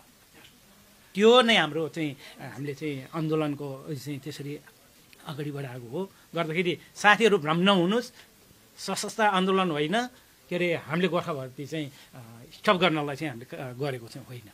बरु त्यसमा हामीले एउटा कुरा थप्छु, हामीले प्रत्यक्ष रूपले त कुरा उठाइसकेका छैनौँ, तर त्यो जुन गोर्खा भर्तीलाई स्थगन गर्ने केही थाम्ने भन्नेको अर्थ त्यहाँ अर्को पनि उद्देश्य छ। के उद्देश्य हो भने यिनीहरूले भर्ती गरेर सिङ्गापुरमा पठाउँछ, यता पनि ल्याउँछ। 20,000 हाम्रा छोराछोरीहरूले 2 वर्ष 3 वर्ष ट्रेनिङ गर्छन् पढ्न छोडेर। भरै भर्ती हुने बेलामा मरेर यसपाला 400 करिब थपेर यसपाला थपेर 19,000 भन्दा बढी हाम्रा छोराहरू पढ्न छोडेर ट्रेनिङ गर्छन्, अन्तमा भर्ती हुँदैनन्। उनीहरूको पढाइ पनि बिग्रियो एकातिर पहिलो कुरा। दोस्रो कुरा, जब भर्ती भएन भने उनीहरूलाई मानसिक रूपले म त कामै नलाग्ने भएछु है भनेर उनीहरूलाई एकदमै मानसिक पीडा भयो र उनीहरू एकदमै दुखित बने होइन। भने अर्को धेरै छोराछोरीहरू त्यो ट्रेनिङले गर्दा उनीहरूलाई धेरै असर पर्यो फिजिकल्ली। कतिको खुट्टा मर्किएको छ, भाँचिएको छ, ढाड सर्किएको छ, घाँटी मसल टियर भएको छ। भने मेन्टल्ली एकदमै छोराछोरीलाई असर परेको छ। त्यसले गर्दा यो भर्ती लाग्ने तरिका, लगाउने तरिका पनि हेरफेर हुनुपर्छ, जसले गर्दा हाम्रो नेपाली समाजमा विशेष यो राई लिम्बू गुरुङ मगरको छोराछोरीहरू चाहिँ नबिग्रुन्। यदि बिग्रियो भने क्षतिपूर्ति तिर। यसमा भर्ती चाहिँ कस्तो हो भने ब्रिटिस आर्मी भनेपछि ब्रिटिस आर्मी जसरी गोरालाई चाहिँ भर्ती गर्दा उनीहरूको सिम्पल तरिकाले सिम्पल जो भर्ती हुन मनपर्छ हो त्यो तरिकाले सरलीकरण गरिदियो भने एकदम सजिलो। फेर्ने किन गोर्खालीलाई चाहिँ भिन्दै तरिकाको सेलेक्सन, के अरे गोरालाई चाहिँ भिन्दै किसिमको सेलेक्सन। अघि उहाँले भने जस्तै यसले के गर्छ भने उहाँको फ्युचरै भर्ती हुने त यस, त्यसमा म के अरे नराम्रो छ भन्दिनँ। अहिलेको टोलीको सबै अब बराबर सुविधा पाइसकेको अवस्थामा त्यो उनीहरूलाई फाइदा नै छ। जति पनि तपाईँको 3 वर्ष उहाँहरू 16-17 वर्ष 17.5 वर्षबाट भर्ती सुरु हुन्छ, जुन उहाँहरूको चाहिँ एकदमै प्रगति गर्नुपर्ने, कलेज जानुपर्ने, युनि जानुपर्ने बेलामा के भयो उहाँको मानसिकता नै हाम्रो छोरछोरी चाहिँ भर्तीतिर केन्द्रित भएपछि उहाँको 3 वर्षको एकदमै प्रगति गर्नुपर्ने पिक समय लस भयो। गर्दै यसलाई एकदमै सरलीकरण गरिदियो भन्ने चाहिँ हाम्रो माग हो। गर्दाखेरि त्यो कुराहरू पनि हाम्रो अस्तिको जुन टेक्निकल टिममा चाहिँ यो कुराहरू उठेको छ। यो कुराहरू अझै छुटेछ भने पनि हामीले वार्ता समितिमा उठाउनुपर्छ अनि उठाइ नै छ। त्यो चाहिँ यसको मतलब चाहिँ हामी जुन हामीले अहिले भनिराखेको छौँ होइन, तपाईँहरूले भन्नुभएको छ गोर्खा भर्ती बन्द चाहिँ हामीले गर्न खोजेको होइनौँ, स्थगित चाहिँ केहीसम्म गरेको हो, तर अब चाहिँ त्यो स्थगन पनि छैन। हामीले गोर्खा भर्ती भिड्न पाउनुहुन्छ, लगाउन पाउनुहुन्छ, तर समानुपातिक चाहिँ हुनु पर्यो यहाँ ब्रिटिस र नेपालको भन्न खोज्नु भएको होइन। त्यसैमा एउटा क्लियर गरिहाल्नु पर्यो, हामीले यो स्थगनको लागि फेरि कार्यक्रम ल्याउँदैन भनेर चाहिँ हामी भन्दैन, किन त्यसलाई फुल स्टप लाउन मिल्दैन। आन्दोलनको विभिन्न किसिमको रूप हुन्छ होइन, त्यसले रूप अर्कै पनि लिन सक्छ। हामीले यो गर्दैन भनेर हामी कुनै पनि कुरामा प्रमिस गर्दैन। हामी भरे फेरि यहाँ त अनसन बस्यो, भोलि अनसन बस्नुपर्ने अवस्थामा हामी 2-3 ठाउँमा लन्च गर्नु पऱ्यो भने नेपाल सरकारको अब तपाईँको सिंहदरबारमा हामी अनसन बस्नु पऱ्यो भने, ब्रिटिस एम्बासीको अगाडि बस्नु पऱ्यो भने, भोलि ब्रिटिस क्याम्प काठमाडौँ अनि पोखरालाई हामीले बस्नुपर्ने अवस्था आउँछ। गर्दाखेरि यो दबाब दिने कार्यक्रममा हामीले यो गर्दैन भनेर हामी प्रोमिस गर्दैन। त्यो कार्यक्रम जुन चाहिँ कार्यक्रम गर्दा इफेक्टिभ हुन्छ एकदमै त्यो कार्यक्रमलाई हामी एकदमै शान्तिपूर्ण तरिकाले हामी कार्यक्रम गर्छौँ। कुनै पनि उच्छृङ्खलाको कार्यक्रम हुँदैन, तर हामी चाहिँ यो गर्दैन भनेर चाहिँ हामी फुल स्टप लाउँदैन। त्यो कार्यक्रम चाहिँ हाम्रो चाहिँ अघि नै हामीले भन्यौँ कन्टिन्यू हुन्छ। 4 र 5 को नोभेम्बर दुनियाँ विद्वान बुद्धिजीवी नेपालको राजनेताहरूले अब हामीलाई कुन बाटो जाऊ, उहाँहरू के गर्नुहुन्छ, हामी के गर्ने होइन, कुन बाटो जाने, कस्तो प्रकारको आन्दोलन गर्ने, गोर्खा भर्तीलाई अझ अघि जस्तै स्थगन गर्ने, भोकहडताल बस्ने, नेपालको सर्वोच्च अदालत जाने, अन्तर्राष्ट्रिय अदालत जाने, यी यावत कुराहरू भने राजनीतिक रूपले त अब संसदले त्यत्रो के अरे व्हाइट पेपर इस्यु गरिसक्यो। नेपालको संसदले 3 पल्ट नेपाल सरकार डराएको हुनाले गर्दा अब यो 4 र 5 को जुन अन्तर्राष्ट्रिय सम्मेलन छ यसले हामीलाई कसो गर्ने, गोर्खालीहरू अब यो गर त्यो गर भनेर म्यान्डेट दिन्छ। त्यही अनुसार हामी अबको आन्दोलन झन् सशक्त हुन्छ। अब चाहिँ एउटा निर्णयमा पुगिसक्न आँट्नु भयो भन्नु न होइन यसको अर्थ चाहिँ। र हामीले अब यो गर्नुपर्ने कारण चाहिँ के हो भने शब्द त अब अलिकति बोल्दाखेरि सभ्य बोल्नु भन्दा भन्दै पनि कहिले कहिले असभ्य शब्दहरू निस्किन्छ। अब बेलायत चाहिँ एक प्रकारले नकचरा नै भइसक्यो क्या। हामीले भन्नुपर्दा नकचरा, किनभने 204 वर्ष भइसक्यो जुन बेला हाम्रा पुर्खाहरूलाई लिएर गयो, जुन बेला उहाँहरूको एउटा भनौँ न 16-17 वर्षको उमेर भनेको त कस्तो उमेर हो त्यो बेला भनेको जे पनि गर्नु सक्छ। र त्यो बेला उहाँहरूलाई आफ्नो परिवारबाट छुटाएर लिएर गयो, दुनियाँ संसारमा चाहिँ लडायो, तर उहाँहरूको श्रीमतीहरू घरमा थिए भने त्यो बेला भने त श्रीमती र श्रीमानसँगै बस्ने बेला हो नि, होइन र? त्यो उनीहरूले छुटाए, तर उनीहरूको ब्रिटिसलाई चाहिँ क्षतिपूर्ति दियो। श्रीमती श्रीमान छुटाए बापत उनीहरूको क्षतिपूर्ति सेपरेसन अलाउन्स भनेर दियो। तर हाम्रो गोर्खाजहरूलाई कसलाई दियो? उहाँहरूलाई सोध्नुहोस्। त्यसपछि उहाँहरूले चाहिँ 15 वर्ष जागिर गरायो। किन 15? उनीहरूको चाहिँ 22 वर्ष गरायो, हाम्रोलाई चाहिँ किन 15 वर्ष मात्रै? र 15 वर्षमा चाहिँ हाम्रो गोर्खालीलाई चाहिँ किन 3 वर्ष मात्रै परिवार राख्ने अधिकार दियो? र उनीहरू चाहिँ 1 हप्ताभन्दा बढी सेपरेसन हुने बित्तिकै श्रीमती सेपरेसन हुने बित्तिकै उनीहरूले चाहिँ क्षतिपूर्ति पाए, त्यसको चाहिँ सेपरेसन एलाउन्स भनेर भत्ता पायो। हामी चाहिँ 15 वर्षमा 3 वर्ष पायौँ, 12 वर्ष हामी चाहिँ श्रीमानसँग चाहिँ अलग भएर बस्यौँ, खै हामीलाई चाहिँ भत्ता। त्यसमा पनि हामी पल्टन जाँदाखेरि 3 वर्ष त हामी बस्यौँ, 3 वर्षमा पनि हाम्रो श्रीमानहरू 3 महिना 4 महिना चाहिँ उहाँले लान्थ्यो। जङ्गल जाँदाखेरि चाहिँ श्रीमतीले खानुपर्ने रासन चाहिँ श्रीमानलाई दिएर पठाइसकेपछि श्रीमतीले के खाने? एउटादेखि 2टा छोराछोरी पाउने बित्तिकै छोराछोरीहरू हाम्रो बच्चाहरू बालबच्चाहरू चाहिँ हामीभन्दा अगाडिका दिदीहरूकोले भन्नुहुन्थ्यो बालबच्चाहरू चाहिँ कुपोषण भए, किनभने आमाको पनि दुध छैन, आमाले खानु पाएको भए पो बच्चालाई दुध खुवाउने। श्रीमान जङ्गलमा भएको रासन पनि जङ्गलमा लिएर पठाइदियो, श्रीमतीलाई दिएन। यो अन्याय गर्नुहुन्छ त यो संसारमा चाहिँ कहिले पनि घाम नस्ताउने देश भनेर चिनाउने यो गोर्खाली। अनि यी गोर्खालीको परिवारलाई, गोर्खालीको छोराछोरीलाई हामीलाई त हाम्रो श्रीमानहरू जुन दिनदेखि भर्ती भयो त्यो दिनदेखिको हामीलाई अन्याय भएको छ। हाम्रो छोराछोरीलाई त भयो श्रीमतीहरू पनि हामी पीडित हौँ। अहिले आएर यो अवस्थामा हामी उहाँहरू हेर्नु होला, 4 पाउ टेकेर हिँड्नुहुन्छ, छोराछोरी नेपालमा छ, जवानी भइन्जाल श्रीमान श्रीमतीसँग बिछोड, श्रीमान र श्रीमतीको बिछोड, अब बुढाबुढी भयो छोराछोरीसँग बिछोड। यो त अति गरेको हो यो ब्रिटिसले। यसलाई त यति पाप लाग्छ कि हाम्रो पुर्खाहरूको रगतले यिनीहरू कहिले पनि संसारमा अब टाउको उठाएर चाहिँ हिँड्ने स्थिति हुँदैन। हाम्रो पुर्खाहरूको पिता पुर्खाहरूको रगत र आँसु पसिनाले हामी श्रीमान श्रीमतीलाई छुट्याए बापत यिनीहरूले अपराध गरेका छ। यो क्षतिपूर्ति यिनीहरूले कुनै हालतमा पनि तिर्नु सक्दैन। जे जति अहिले हामीले मागेका छौँ 13वटा माग, यसले यिनीहरूको क्षतिपूर्ति यिनीहरूले चाहिँ हाम्रो पाप काट्न सक्दैन, यिनीहरूले दिनु सक्दैन भन्छ। हिजो हामीलाई चाहिँ जुन काटेर राखेको पैसा हामीलाई त्यो दिनु पर्यो हामीलाई, होइन भने हो कि होइन लु भन्नुहोस् तपाईँहरू। अनि त्यस्तो अवस्थामा हामीलाई पटनमा लाँदाखेरि पनि हाम्रो बच्चाहरूलाई चाहिँ कुपोषण बनायो। नेपालमा गयो श्रीमान छैन, हामी गएर फेरि हलो कोदालो गरेर हाम्रो छोराछोरी हुर्कायौँ। यसको क्षतिपूर्ति यिनीहरूले दिन्छ? हो, यही हो हाम्रो। त्यसैको लागि चाहिँ हामीले चाहिँ यो आन्दोलन गरेको हो। त्यसैमा मैले एउटा कुरा थपेँ, हाम्रो महिला संयोजकको भनाइलाई नै गर्दै म अस्ति नेपालमा जाने बेलामा अहिले अन्तर्राष्ट्रिय सम्मेलनको लागि एकदमै राम्रो तयारी भइरहेको छ। त्यसमा हाम्रो साथीहरूले के गरेको छ भने जति पनि हामीले अहिलेसम्म गरेका डकुमेन्टेसनहरू त्यसमा कति साथीहरूले गल्ती गर्यो भने त्यो गल्तीहरू नै अब आउँछ। अब मैले गल्ती गरेँ भने त्यो गल्तीहरू आउँछ, किनभने हामीले पहिला मुद्दाहरू लड्ने, त्यो मुद्दाहरूमा हाम्रो मुद्दा राम्रो तयारी थिएन भन्ने कुराहरू त त्यो लुग्ने कुरा छैन। म ग्रेसमै थिएँ युकेमा हुँदाखेरि 2003मा लगाएको मुद्दाको प्रिपेरेसन कति थियो भन्ने कुराहरू हामीसँग फाइल आइसकेको छ। जति पनि हामीले अहिलेसम्म गरेको कानुनी प्रक्रिया लडाइँहरू छ त्यो सबै फाइल हामीसँग तयारी भइसकेको छ।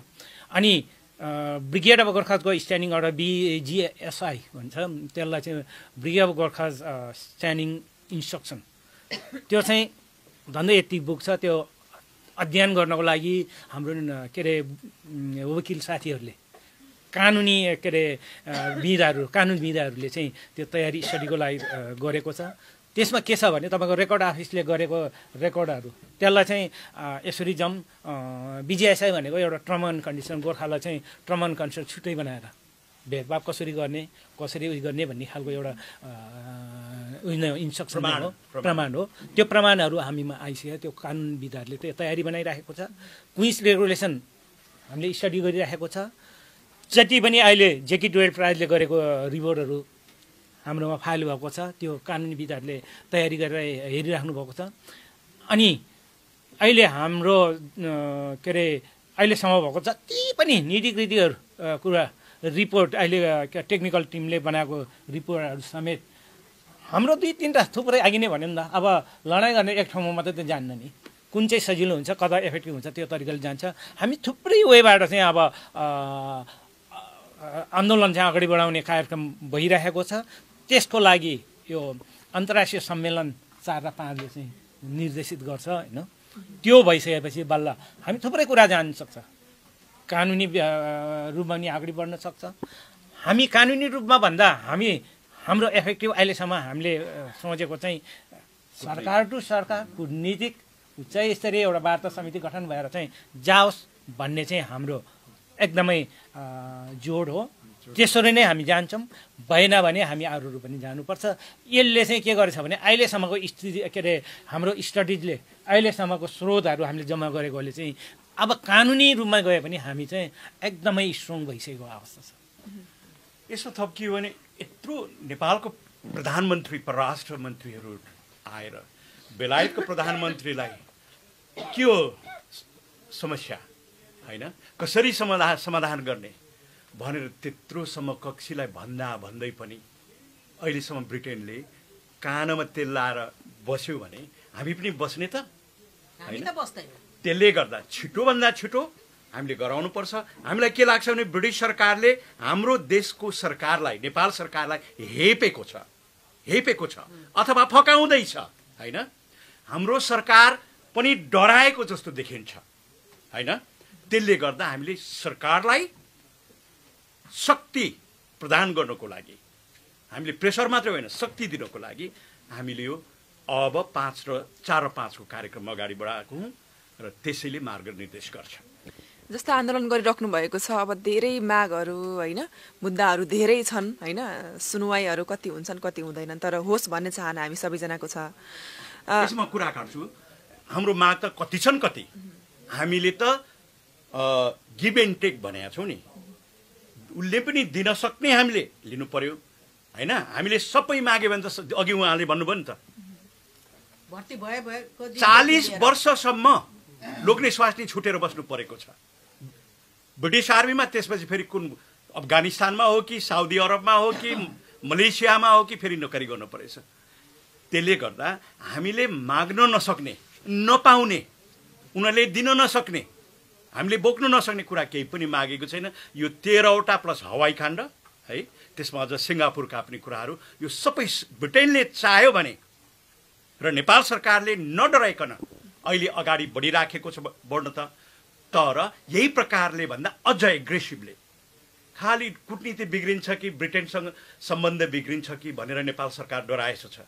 हामी भन्छौँ ए जनतालाई मारेर तपाईँहरू ब्रिटिससँग राम्रो सम्बन्ध राख्ने, आफ्नो जनतालाई मारेर तपाईँहरू ब्रिटेनसँग सम्बन्ध राख्ने। लु अहिले भन्ने हो भने ब्रिटेन र नेपालको बिचमा राम्रो सम्बन्ध छ त। भर्खरै युवराज सङ्ग्रौलाजीहरूले विद्वानहरूले पत्ता लगाउनु भयो।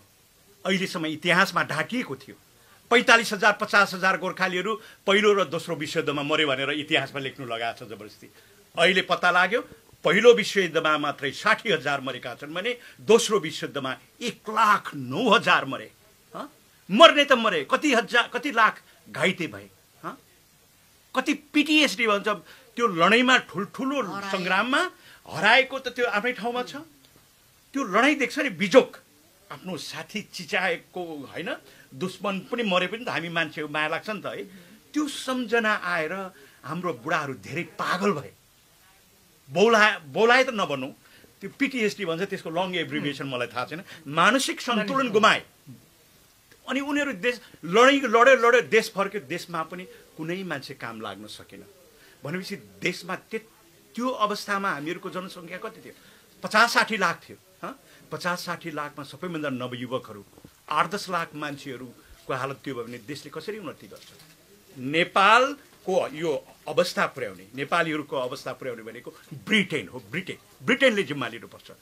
यही कुरा नेपाल सरकारले तपाईहरूको कारणले गर्दा नेपालको स्थिति यो भयो, आदिवासीहरूको हालत यो भयो।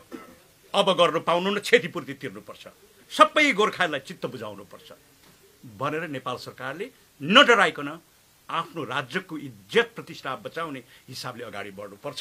अलिकति डराएको हुनाले हामी अत्यन्तै चिन्तित छौँ, आतुर छौँ र हामी रिसाएका पनि छौँ। किनभने ढिलो गर्ने, सबै मरेपछि हामी 2 वर्षमा धेरै हामी मर्छौँ होइन, 10 वर्षमा त सकिन्छौँ अनि हामीलाई दिने त्यति बेला हाम्रो छोराछोरीको अवस्था के हुन्छ?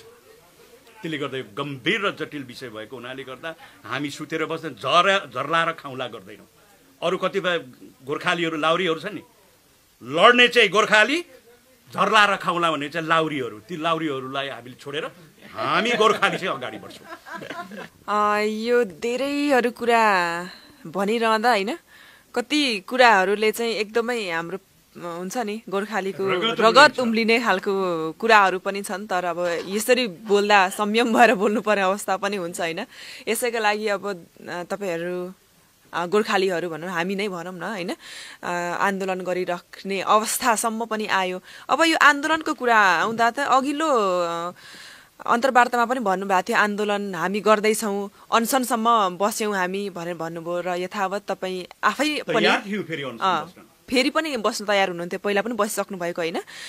अब यो आवरण अनसनदेखि लिएर धेरै आन्दोलनहरू गर्ने कुराहरूमा हरेक कुरामा फाइनेन्सियल एउटा आर्थिक पक्ष जोडेको हुनसक्छ। अब यो आर्थिक पक्ष चाहिँ यहाँहरू आफैले ल्याएर आफैलाई गर्नुहुन्छ या त सरकारले दिन्छ या त कहीँ संस्थाबाट आउँछ। अनि अर्को कुरा चाहिँ यस्तो सामाजिक संस्थाहरूलाई धेरैहरू छन् जो नेपालमा पनि छन्, यहाँ पनि छन् होइन, एउटा संस्थागत रूपमा रहनु भएको हुन्छ, संस्थागत एकदमै सामाजिक कामहरू गरिराख्नु भएको हुन्छ। तर उहाँहरूलाई आरोप के हुन्छ भन्दाखेरि सामाजिक संस्था भनेर बाहिर भन्नुहुन्छ तर धेरै आर्थिक हिसाब किताबहरू चाहिँ देखाउनुहुन्न, हिनामिना हुन्छ, पैसाहरू एकदमै उहाँहरूले खाइदिनुहुन्छ, कहाँदेखि ल्याइदिनुहुन्छ भन्ने खालको प्रश्नहरू पनि धेरै उब्जिन्छ यो विषयमा जोड्दा होइन। यो विषयलाई नै एकदमै क्लियर गरिदिनुहुन्छ तपाईँले। हजुर, अर्कालाई आक्षेप लगाएको होइन, केही सङ्गठन नाम पनि नलिउँ सबैले चिन्नुहुन्छ, उहाँहरूले करोडौँ रुपियाँ उठाउनु भयो, जबरजस्ती उठाउनु भयो होइन, कहाँ लानुभयो? त्यसले गर्दाखेरि हामीलाई पनि यति मुस्किल पर्यो आर्थिक रूपले बलियो हुनको लागि, किनभने बेलायत जस्तो ठाउँमा आन्दोलन गर्नु छ। तर हाम्रा साथीहरू यहीँ हुनुहुन्छ, म त यस्तै भइहालेँ, भुक्कै भइहालेँ होइन। मेरो साथीहरू रातभरि ड्युटी बसेर, हाम्रो केन्द्रीय समितिमा करिब 55 जना मान्छे छौँ एक्टिभ केन्द्रीय समितिमा, उहाँहरूले अहिलेसम्म 3 to 5 हजार खर्च गर्ने त कोही पनि छैन, त्योभन्दा कमी खर्च गर्ने त। ओके, पहिलो कुरा चाहिँ हाम्रो सोर्स भनेको केन्द्रीय समितिका अभियन्ताहरू हो, त्यहाँबाट ल्याउँछौँ। अरू चाहिँ जति सजग मानिसहरू छ, अन्याय भयो लड्नुपर्छ, भिड्नुपर्छ भनेर केही डोनेसनहरू आएको छ। हामीले यो 13 सालदेखि अहिलेसम्म करिब 1,05,6 हजार पाउन्ड उठाएका छौँ। बेलायत जस्तो ठाउँमा हाम्रो सचिवालय चलाउनु पर्यो, कति मान्छेलाई मुभ गर्ने, नेपाल युके डेलिगेसनहरू पठाउनु पर्यो। एउटा इक्जाम्पल, हाम्रो मेजर जो हाम्रो वार्ता कमिटीको प्रवक्ता, उहाँ 5 पल्ट नेपालदेखि आउनुभयो, आफ्नो खर्चमा आउनुभयो है। म अहिलेसम्म यस पाला भने गोर्खालीको पैसाले उठ्दैछु अन्तर्राष्ट्रिय सम्मेलनको लागि भने हाम्रा साथीहरू सबैले आफ्नो खर्च गरेर आन्दोलनलाई ल्याउँदै मुस्किल पर्यो, नसकेर भोकहडताल बस्यौँ, त्यसले पनि केही काम त गर्यो। तर अझ आन्दोलन गर्नको लागि हामीलाई अझै आर्थिक रूपले निकै कठिनाइ छ। तर हाम्रो एउटै कुरा चाहिँ समाजले के बुझिदिनुपर्छ भने सत्याग्रह यो 2-4 जनाको सङ्गठन होइन, यहाँ त 5-6 वटा सङ्गठनका प्रतिनिधिहरू छ। ओके, जब सबै सङ्गठनको मान्छे एक ठाउँमा भएपछि क्रस चेक हुन्छ, कति पैसा उठ्यो, कसले कति खर्च गर्यो, कहाँ गर्यो, यो आपसी आप क्रस चेक हुन्छ भने हामीले प्रत्येक वर्ष अडिटिङ गरेर हाम्रो ब्याङ्क खाता छ हाम्रो संस्थाको, अन्य सङ्गठनको छैन, हाम्रो छ, हाम्रो अडिटिङ हुन्छ। त्यसले गर्दा यो अत्यन्तै जटिल र राष्ट्रिय महत्त्वको विषय भएको हुनाले गर्दा हामी आर्थिक पारदर्शिता नभइकन हामी पनि फटा ठग भयौँ, ठग लाउरी भयौँ भने हामी त एक दिन खाल्डामा जान्छौँ। देशले समाजले ठुलो दुःख पाउँछ। त्यसले गर्दा हामी अत्यन्तै सचेत भएर आर्थिक सहयोग माग्दैछौँ, दिनेले दिनुभएको छ। हामीले उहाँहरूले दिनुभन्दा हामीले हाम्रो गोर्खाली समाजलाई धेरै दिइसक्यौँ। ILRF 2200+ घटाएर 865 झार्यौँ। अस्ति हिसाब गरेको 80 करोडभन्दा बढी गोर्खाली दाजुभाइको पैसा बचाएछौँ। विशेष गरी आर्थिक उयोमा चाहिँ हाम्रो आन्दोलन क्याम्पेनमा चाहिँ मैले नाम लिनै पर्छ। हाम्रो क्याम्पिङ डाइरेक्टर ज्ञानराजी र संयोजक कृष्ण बहादुर राई, उहाँ दुईजना चाहिँ एकदमै आफ्नै तरिकाले आर्थिक चाहिँ म्यानेज गर्नुभएको छ। विशेष गरी उहाँको त भएको सबै सम्पत्ति नै लगानी भयो। 6 फुट बाई 4 फुट छ, कहीँ छ होला, त्यति बाहिर छ होला। अब त्यो चाहिँ अब तपाईँको पाउँदै भइहाल्यो। अनि कृष्णजीले जुन के अरे आमरण अनसनबाट उहाँले जागिर गर्नै छोड्नुभयो भनेपछि उहाँले अलिअलि गर्नुहुन्थ्यो। उहाँ अहिले यसैको लागि चाहिँ बस्नुभएको छ। गर्दाखेरि उहाँले झन्डै 7-8 वर्षमा कम्तीमा पनि उहाँले 1 लाख पाउन्ड चाहिँ गुमाउनु भयो। त्यति मात्रै नभएर उहाँले आफ्नो छोरछोरीबाट पनि, बिचरा 3टा छोरा, मैले राम्रो चिज 2टा भान्जी र भान्जेले प्रत्येक उयोमा चाहिँ उहाँले चाहिँ आर्थिक सपोर्ट गर्नुहुन्छ, बाबालाई धेरै सपोर्ट गर्नुहुन्छ। गर्दाखेरि हाम्रो आर्थिक चाहिँ अलिकति सहज भएको त्यो तरिकाले नै हो। अनि अरू कुरा हाम्रो सेन्ट्रल कमिटीलाई नै यहाँबाट आर्थिकको बारे मैले धन्यवाद दिनुपर्छ। उहाँले अघि नै मेन्सन गर्नुभएको छ, प्रत्येक सेन्ट्रल कमिटीले चाहिँ झन्डै 8-10 हजार पाउन्ड चाहिँ खर्च गर्नुभएको छ। उहाँहरूको जति पनि छुट्टी यसैमा खर्च गर्नुभएको छ। हामी इन्डिभिजुअली यहाँको के अरे जुन हाम्रो आन्दोलनलाई बुझ्ने यहाँ वृद्धहरू हुनुहुन्छ, उहाँहरूले सहयोग गर्नुभएको छ। तर पनि हामी धेरै ठुलो एमाउन्टमा उहाँहरूलाई के अरे हामीले भारी बोकाउँदैन। अहिले हाम्रै सेन्ट्रल कमिटीको निर्देशन नै छ यो आन्दोलनको लागि 50,000 पाउन्ड के अरे नेपाली चाहिँ हाम्रो दिइसकेको छ। गर्दाखेरि केन्द्रीय समितिले अनि सकेसम्म यो आन्दोलन के हो भने हामी गोर्खा सत्याग्रहको मात्रै यो आन्दोलन होइन, यो आन्दोलन सबैको लागि हो। सो इच्छाले यसमा चाहिँ सहयोग गर्नुपर्छ। हामी सायद यो त्यसैको लागि चाहिँ सबैले सहयोग गर्नुपर्छ। यो 4-5 को अन्तर्राष्ट्रिय सम्मेलन छ, त्योभन्दा पहिले हाम्रो प्रेस मिट छ, त्यसमा ठुलो खर्च हुन्छ। किनभने बाहिरबाट पाहुना आउँछ, बुद्धिजीवी सबैलाई हामीले सम्मान गर्नुपऱ्यो, कार्यक्रम गर्नुपऱ्यो, त्यसलाई लन्च गर्दाखेरि ठुलो आर्थिक खर्च हुन्छ। त्यसको लागि र अब आउने भावी कार्यक्रमको लागि चाहिँ हामीलाई आर्थिकको एकदमै जरुरी छ। जति पनि यहाँ आजको जुन तपाईँहरूले मिडियाबाट चाहिँ यो हाम्रो क्याम्पिङको बारेमा चाहिँ तपाईँहरूले यो एउटा अपर्च्युनिटी दिनुभएको छ, सबैले यो हेरिराख्नु भएको छ। तपाईँहरूले तपाईँको आफ्नै के अरे अधिकारको लागि तपाईँ कार्यक्रममा समावेश गर्नु नसके तापनि यसमा चाहिँ पक्का के अरे सहयोग गर्नु हुन्छ होला भन्ने हामी चाहिँ यहाँहरूलाई के अरे अनुरोध गर्छु। र हामी हाम्रो साथीहरू सायद यो विषयमा एरिया कमिटीले चाहिँ एप्रोच गर्छ भने उहाँहरूले चाहिँ सहयोग गर्नुपर्छ। र अर्को कुरा चाहिँ हाम्रो जति पनि आर्थिक छ, हामीले त्यति साह्रै पैसा उठाएकै छैन। जुन मान्छे हाम्रो नजिकको मान्छे छ के अरे कति मान्छेले गरेछ, थुप्रै के अरे झन्डै एकैचोटि 1000 पाउन्ड 500 पाउन्ड के अरे सहयोग गर्ने पनि छ। गर्दाखेरि इन्डिभिजुअली हामीले जति पनि यहाँ 10-12 हजार भुबुहरू छ, उहाँहरूबाट झन्डै हामीले भनौँ 80% भन्दा बढी पैसा त हामीले 1 पैसा पनि चलाएको छैन। हामी ठोकेर भन्छौँ, किनभने सुरुको जुन हामी के अरे अनसन बस्न जाँदाखेरि साथीहरूबाट उठाएको पैसा भने त्यतिखेर के अरे सबै सोपिङ मेरो आफ्नो गोजीबाट गरेको। अझै पनि त्यो बिल मैले क्लेम गरेँ होइन, थपिँदैछ। किनभने यो आफ्नो आन्दोलन हो। गर्दाखेरि यो आन्दोलनबाट के अरे लाई हामीले सक्सेस गर्यो भने हामीले एउटा के अरे आनन्दको सास त फेर्छ नै। हाम्रो पितृहरू पनि सायद माथि गए पनि सन्तोष हुन्छ होला, खुसी हुन्छ होला। हामीले त्यो तरिकाले चाहिँ हाम्रो जति पनि साथीहरू त्यसरी लागि पढ्नुभएको छ होइन। गर्दाखेरि यहाँ गोराहरू भन्छन् त तपाईँको मान्छे हरायो भने उनीहरू कुनै एउटा चिन्ह पायो भने उनीहरू फ्यामिली खुसी हुन्छ क्या। हाम्रो आन्दोलन भनेको त्यस्तो हो। गर्दाखेरि जति पनि आजको कार्यक्रमलाई हेरेर बस्नुभएको छ यो सबै तपाईँ हाम्रो आन्दोलन हो। के अरे आन्दोलन कस्टी छ, अझै पनि अब आउने कार्यक्रमलाई इफेक्टिभ बनाउँदाखेरि झनै कस्टी होला होइन। गर्दै यसमा चाहिँ सहयोग गरिदिनुहोस्। आफ्नो आन्दोलन के अरे तपाईँ हाम्रो यो संयुक्त के अरे आन्दोलन चाहिँ सफल पार्नु। यो हामी सबैजनाको आन्दोलन हो, त्यसैले आफ्नो आफ्नो तरिकाबाट जे सक्नुहुन्छ उहाँहरूले सहयोग गर्नुहोस् भन्न चाहन्छु। इभन आर्थिक मात्र नभएर होइन। पहिलेको आन्दोलन गर्दाखेरि त जसरी उहाँहरू त्यहाँ आमरण अनसन बस्दाखेरि ज्ञानराज राई बस्नु हुँदाखेरि त्यहाँबाट त्यहाँहरूले गर्नुभयो भने यहाँ रेडिङबाट चाहिँ जति पनि लिफलेटहरू बनाउनु पर्थ्यो, प्ले कार्डहरू बनाउँथ्यो, सम्पूर्ण चाहिँ मैले बिहोरेको छु। अहिलेसम्म मैले बिल क्लेम नै गर्न सकेको छैन। 6-7 हजार भन्दा बढी पाउन्डको चाहिँ मैले पे गरेको छु। 2013 to 16 चाहिँ मैले पे गरेको छु यहाँबाट बनाउँदाखेरि। अहिलेसम्म मैले त्यो क्लेम गरेको छैन।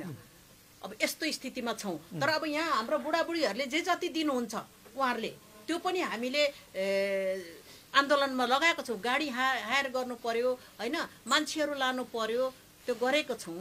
त्यो चाहिँ अब व्यक्तिगत त धेरैले हामी जो केन्द्रमा छौँ काम पनि गरेका छौँ, पैसा पनि हालेका छौँ, हिँडेको पनि छौँ। अनि हाम्रो बुढाबुढीहरूबाट नेपालबाट भान्जा भान्जीबाट गाली पनि खाएका छौँ।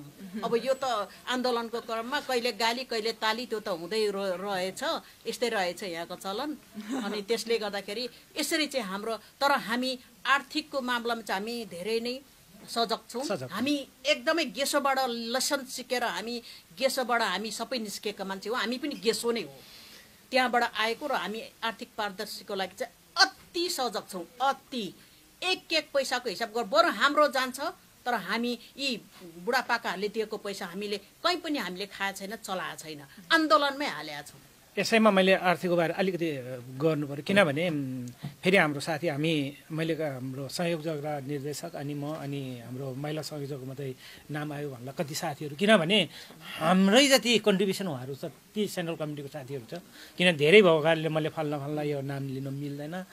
जति हामीले के अरे सहयोग गरेछ त्यति उहाँहरूले गर्नुभएको छ। गर्दाखेरि म्याक्सिमम् हामी आर्थिक चाहिँ हाम्रो सहयोगीले के पनि गर्नुहुन्छ भने मैले त यस्तो गरेँ तपाईँहरू गर्नुहोस् भनेर उहाँले चाहिँ निर्देशनै दिनुहुन्छ। अस्ति मैले के अरे काठमाडौँ जाँदाखेरि म सेन्ट्रल कमिटी मिटिङ बस्दाखेरि अब काठमाडौँमा हाम्रो के छ भने 20,000 उठाउने कार्यक्रम छ।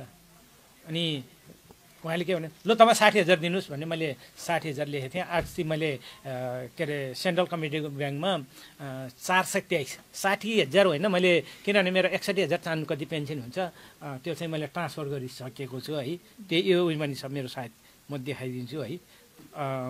मैले हाम्रो सेन्ट्रल कमिटीको लागि यो जति पनि यो अब आउने कार्यक्रमको लागि गरिसकेको छ। त्यसै गरी हाम्रो साथीहरूले सबैले गरिसकेको छ। केन्द्रमा हुनेले सबैले गरिसकेको छ। यो सत्याग्रह चाहिँ आर्थिक रूपमा एकदमै पारदर्शी छ भनेर पनि यहाँहरूले भनिसक्नुभयो र पारदर्शी नै हुनुहुन्छ होला। तर कति लान्छना पनि लाग्छ नि त। हरेक संस्थाहरूले हरेक व्यक्तिले चाहिँ राम्रो काम गर्नुहुन्छ उहाँहरूले नै लान्छना लाग्ने हुन्छ होइन। जहाँ पनि राम्रो काम गर्नेकै खुट्टा तान्ने गर्छ होइन, त्यो त पक्का पनि हो। र अब हामीले एकदमै लामो अन्तर्वार्ता गऱ्यौँ जहाँ चाहिँ धेरैजनाको उत्तरहरू पनि आइसक्यो होला, धेरैजनाको मनमा एकदमै खुल्दुली भएको कुराहरू पनि मेटियो होला जस्तो लाग्छ।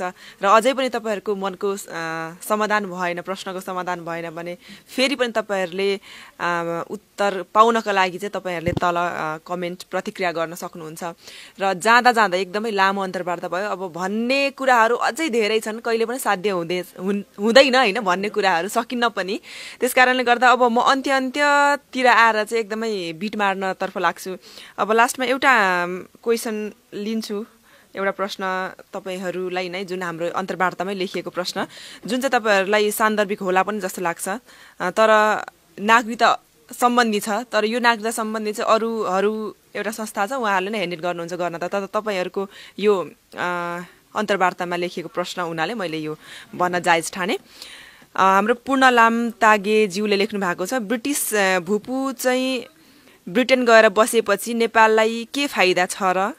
सो दोहोरो नागरिकता खास कुरा नेपाली नागरिकता त्याग्नै पर्छ भनेर एउटा नेपालीले लेख्नु भएको छ। यो एकदम अन्तिम प्रश्न आजको।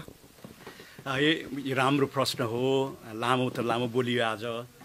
यदि हामीले ब्रिटिस नागरिकता अथवा अहिलेको सेटलमेन्ट राइट लिएर नागरिकता लिएर हामीले नेपालको नागरिकता गुमाउनु पर्ने थियो भने हामीले यो माग्दैन थियो। 2004-05तिरै हामीले धेरै विद्वानहरूसँग, ल मेकर्सहरूसँग, लोयर्सहरूसँग छलफल गरेर हामीले के निष्कर्ष निकाल्यौँ भने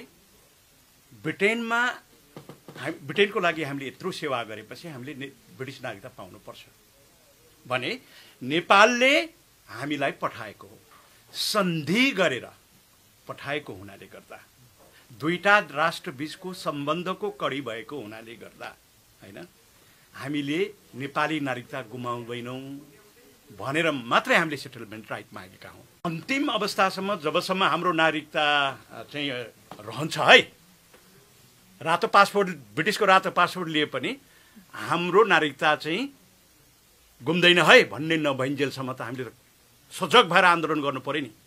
त्यही क्रममा हामीले बेलायत सरकार सँग चाहिँ हाम्रो क्षतिपूर्ति अघिका 13वटा कुरा भए, तर नेपाल सरकारसँग चाहिँ थप ल है हाम्रो नागरिकता तिमीहरूले खानु पाउँदैनौ, वंशजको आधारमा नागरिकता निरन्तरता पाउनुपर्छ भन्ने हामी सत्याग्रहले आन्दोलन गरिरहेको अवस्थामा हामीलाई एकदमै दुईटा बारी बोक्नु पर्ने थियो।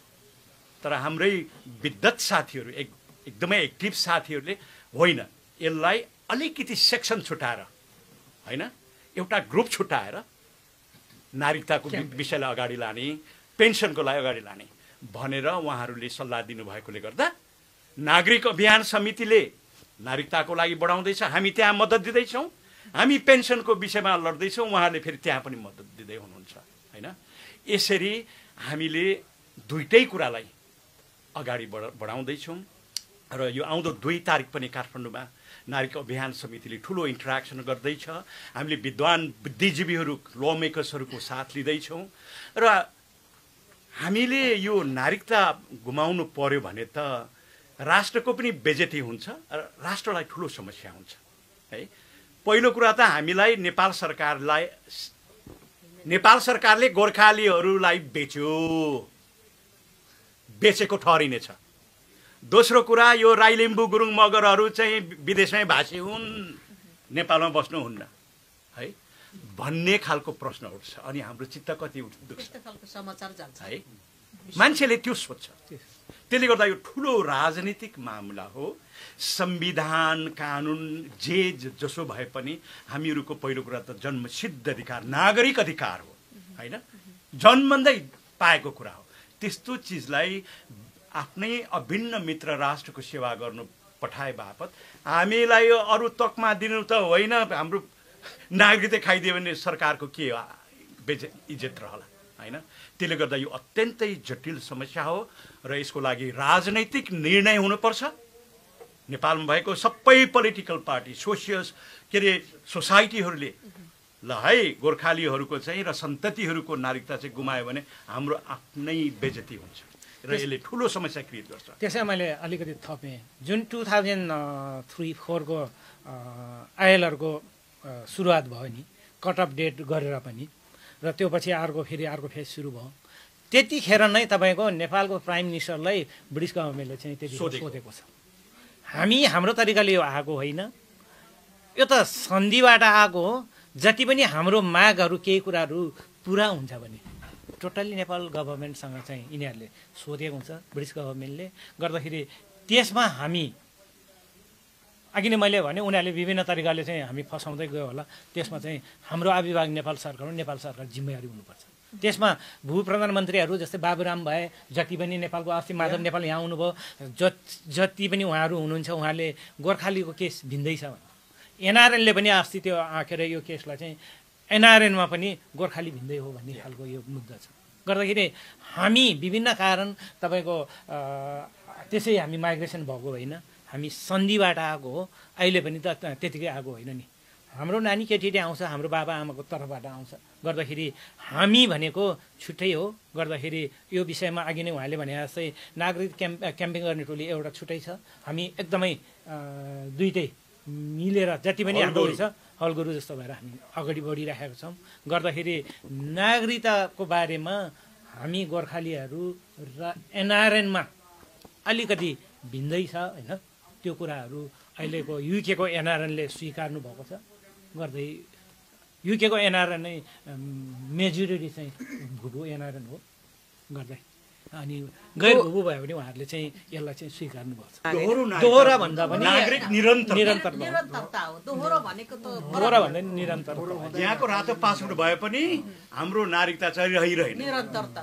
हाम्रो छोराछोरीले रातो पासपोर्ट लिए पनि उनीहरूको नागरिकता रहिरहन्छ वंशजको आधारमा उनीहरूले पाइराख्नुपर्छ नेपाली नागरिकता त्याग्न सकिँदैन भन्ने हामी सबैजनाको आफ्नो सिद्धान्त पनि हो होइन किनभने उहाँले चाहिँ तिमीहरू बेलायत गयो भने तिमीहरूको नागरिकता खोज्छु भनेको छैन नि अहिले भर्ती गर्नेहरूलाई तिमीहरू बेलायत गयो भने तिमीहरूको नागरिकता हुँदैन भनेको छैन नि त्यो भन्नु पर्यो तिमीहरू बेलायत तर अहिले आएर चाहिँ के छ भन्दाखेरि यहाँ रातो पासपोर्ट हुनेलाई चाहिँ उताको जुन नेपालको अंशहरू हुन्छ नि त आफ्नो प्रपर्टी हुन्छ त्यो चाहिँ पाउँदैन भन्ने खालको पनि कुरा भइरहेछ अहिले विचाराधीन अवस्थामा छ छलफल हुँदैछ संसदमा होइन हामी पोजिटिभली आशा गरेको छौँ होइन त यो ठुलो आन्दोलन हुन्छ मलाई विश्वास छ नेपाल सरकारले नेपालको राजनीतिज्ञ राजनेताहरूले गल्ती गर्नुहुने छैन गोर्खाहरूको विषयमा होइन भने त अहिले भर्ती हुने साथ अब ब्रिटेनले रातो पासपोर्ट दिनुपर्छ रातो पासपोर्ट के अरे नदिकन अथवा गोर्खालीको रातो पासपोर्ट छैन भने लडाइँमै पठाउनु पाउँदैन के तिनीहरूलाई मूर्ति पुज्नको लागि पठाएको हाम्रो के अरे भर्ती भएको छोराछोरीले त्यसले गर्दा यस्तो जटिल परिस्थितिहरू सृजना हुँदैछ मलाई विश्वास छ नेपाल सरकारले गल्ती गर्दैन र गर्नु हुँदैन पाएपछि हामी ब्रिटेनमा पनि बसौँ नेपालमा पनि बसौँ जन्मभूमि कर्मभूमि होइन अनि उहाँको प्रश्न चाहिँ के पनि हो भने उहाँ नेपालमै बसेर यता आउने मान्छेलाई किन दुईटा पाप पनि चिजी पनि भन्ने खालको कुरा होला गोर्खालीको हिसाबमा त्यो होइन हामी आफ्नो खुसीले आएको होइन सन्धि भएर आएको हो गर्दाखेरि उहाँको सोचाइ अब उहाँले सिधै तरिकाले कुरा गर्नुभयो होइन त्यो उहाँको उयोमा चाहिँ ठिकै पनि होला विदेशेपछि चाहिँ के अरे नेपालप्रति मायै हुँदैन भन्ने तरिकाले उहाँले त्यो सोध्नुभयो होला तर हाम्रो गोर्खालीको त कन्ट्रिब्युसन थुप्रो छ नि गोर्खालीको मात्रै होइन जति पनि प्रत्येक नेपालीहरू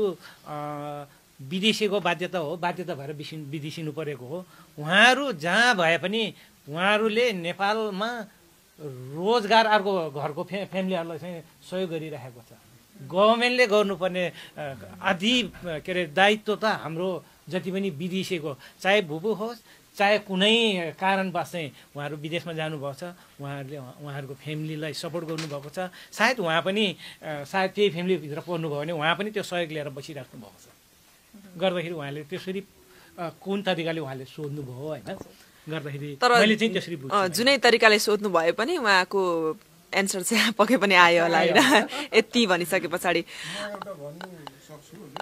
हुन्छ नेपाल सरकारलाई थाहा छ कसरी गोर्खासहरू गए बेचिए भन्ने अब अहिले उनीहरूले हाम्रो नागरिकता वंशाजको नाताले पाएको नागरिकता किन खोज्दैछ भने हाम्रो सम्पत्ति जति छन् अचल सम्पत्तिहरू तिनीहरू हडप्नलाई हो विशेष चाहिँ र हामी आदिवासी उहाँ अघि ज्ञानराजज्यूले भनिसक्नुभयो आदिवासीहरूको चाहिँ त्यो जन्मथलो नै यिनीहरूले निर्मूल पार्नलाई यो षड्यन्त्र गरिराखेको छ खबरदार यो कहिले पनि यस्तो हुनु सक्दैन दोस्रामा अब भर्ती भएर उनीहरूले पठाएर हामी जन्मेको नागरिकता कसरी खोज्छ कुन कानुनमा छ त्यो विश्वमा छ कि कुन रुलमा छ त्यो निकालेर खोजोस् नत्र भने त्यो कहिले पनि हुन सक्दैन यो अन्याय भन्दा पनि धेरै हाम्रो अधिकारको कुरा हो हामीले पाउनुपर्छ होइन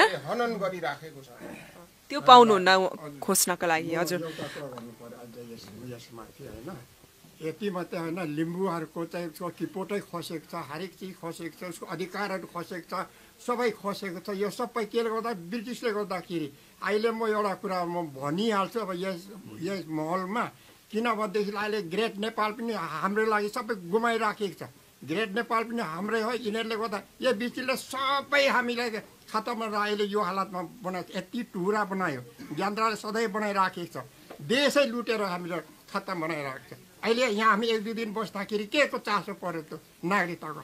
हामी उसको सन्देश अनुसार आएको हामी। त्यसले गर्दाखेरि हामी कहिले पनि हामी पक्का भूमिपुत्र हामी हौँ।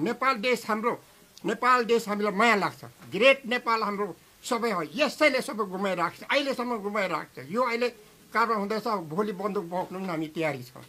सबैजनासँग सबै खालको आफ्नो धारणा हुन्छ होइन। त्यो कुराहरू फेरि म अर्को एपिसोडमा पनि लिनेछु। र धेरै खुसी लाग्यो यहाँहरूको प्रश्न जसले गर्नुभयो उहाँहरू सबैजनालाई एकदमै मजा तरिकाले त्यसको बुझ्ने तरिकाले उत्तर पनि दिनुभयो। र जति पनि तपाईँहरूलाई बुझ्न चाहनुहुने र यो सत्याग्रहप्रतिको उहाँहरूले धेरै प्रश्नहरू उब्जिरहेको थियो भने सबै समाधान भयो जस्तो लाग्छ। र यहाँहरू सबैजनालाई आफ्नो समय दिनुभयो त्यसको लागि धेरै धन्यवाद।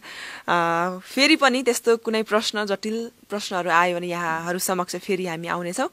र यहाँहरूलाई धेरै धन्यवाद। र अन्त्यमा के भन्नुहुन्छ यहाँहरू तर्फबाट तपाईँहरूको दर्शकहरूलाई? प्रायः सबै कुराहरू भयो। अन्तमा जति पनि हाम्रो यो कार्यक्रमलाई हेर्नुभयो र भोलि हेरेर बस्नुहुन्छ उहाँहरूलाई हामी सबै गोर्खालीको तर्फबाट विनम्र निवेदन, यो केवल लाउरेको तलब भत्ता सुविधाको विषय मात्र नभएर, लाउरेहरू धनी हुन खोजेको मात्र नभएर, लाउरेहरू बेलायतमा आएर बस्नु खोजेको मात्र नभएर, यो विषय अत्यन्तै राष्ट्रिय महत्त्वको विषय हो, स्वाभिमानको विषय हो, इज्जत प्रतिष्ठाको विषय हो। यसलाई हामी गोर्खालीहरूले मात्र लडेर सक्दैन। अहिले नेपालका विद्वान बुद्धिजीवीहरू जस्तो डाक्टर युवराज सङ्ग्रोला लगायत अन्य धेरै विद्वान बुद्धिजीवीहरूले यसलाई अगाडि बढाउनु खोज्नु भएको छ। त्यसमा सम्पूर्ण नेपालीले आफ्नै आन्दोलन, एउटा नेपाली नागरिकको आन्दोलन सम्झेर हर क्षेत्रबाट नैतिक, बौद्धिक, वैचारिक, आर्थिक पनि अलिअलि दिनुहुन्छ भने हामी घिच्दैनौँ र हरेक दृष्टिबाट राजनीतिक रूपले सहयोग दिएर हामीले हाम्रो आन्दोलनलाई सफल बनाएर हाम्रो नेपाल राष्ट्रको इज्जत प्रतिष्ठा कायम गर्नको लागि सबैको योगदान हुन्छ भन्ने हामी ठुलो आशा गर्दछौँ र तपाईँहरू माउन्टेन मिडियाको टिमलाई फेरि पनि सम्पूर्ण गोर्खालीको तर्फबाट मुरी धन्यवाद। हस्, धेरै धन्यवाद। र हजुर, आजको यो कुराकानीबाट यहाँहरूको प्रश्नको उत्तर पक्कै पनि पाउनुभयो होला। यहाँहरूले खोज्नु भएको सही उत्तर पनि पाउनुभयो होला। र अझै पनि तपाईँहरूले उत्तर भेट्नु भएन भने प्रतिक्रिया दिन नभुल्नु होला। हाम्रो तल कमेन्ट बक्समा प्रतिक्रियाको एउटा बक्स रहेको छ, त्यहाँ प्रतिक्रिया दिनुहोला। र यस्तै समसामयिक युकेमा बसेर नेपालीहरूले भोग्नु भएको दुःख अनि सुख अनि हरेक कुराहरूलाई लिएर फेरि पनि हामी अर्को एपिसोडमा पक्कै पनि भेट्न आउने नै छौँ। तबसम्मको लागि यहाँहरू सबैजनालाई धेरै धन्यवाद। अनि यहाँहरू हेर्नुभयो, यहाँहरूलाई पनि धेरै धन्यवाद दिँदै म प्रस्तुता सृजना निङ्लेको पनि बिदा हुन चाहन्छु। नमस्ते।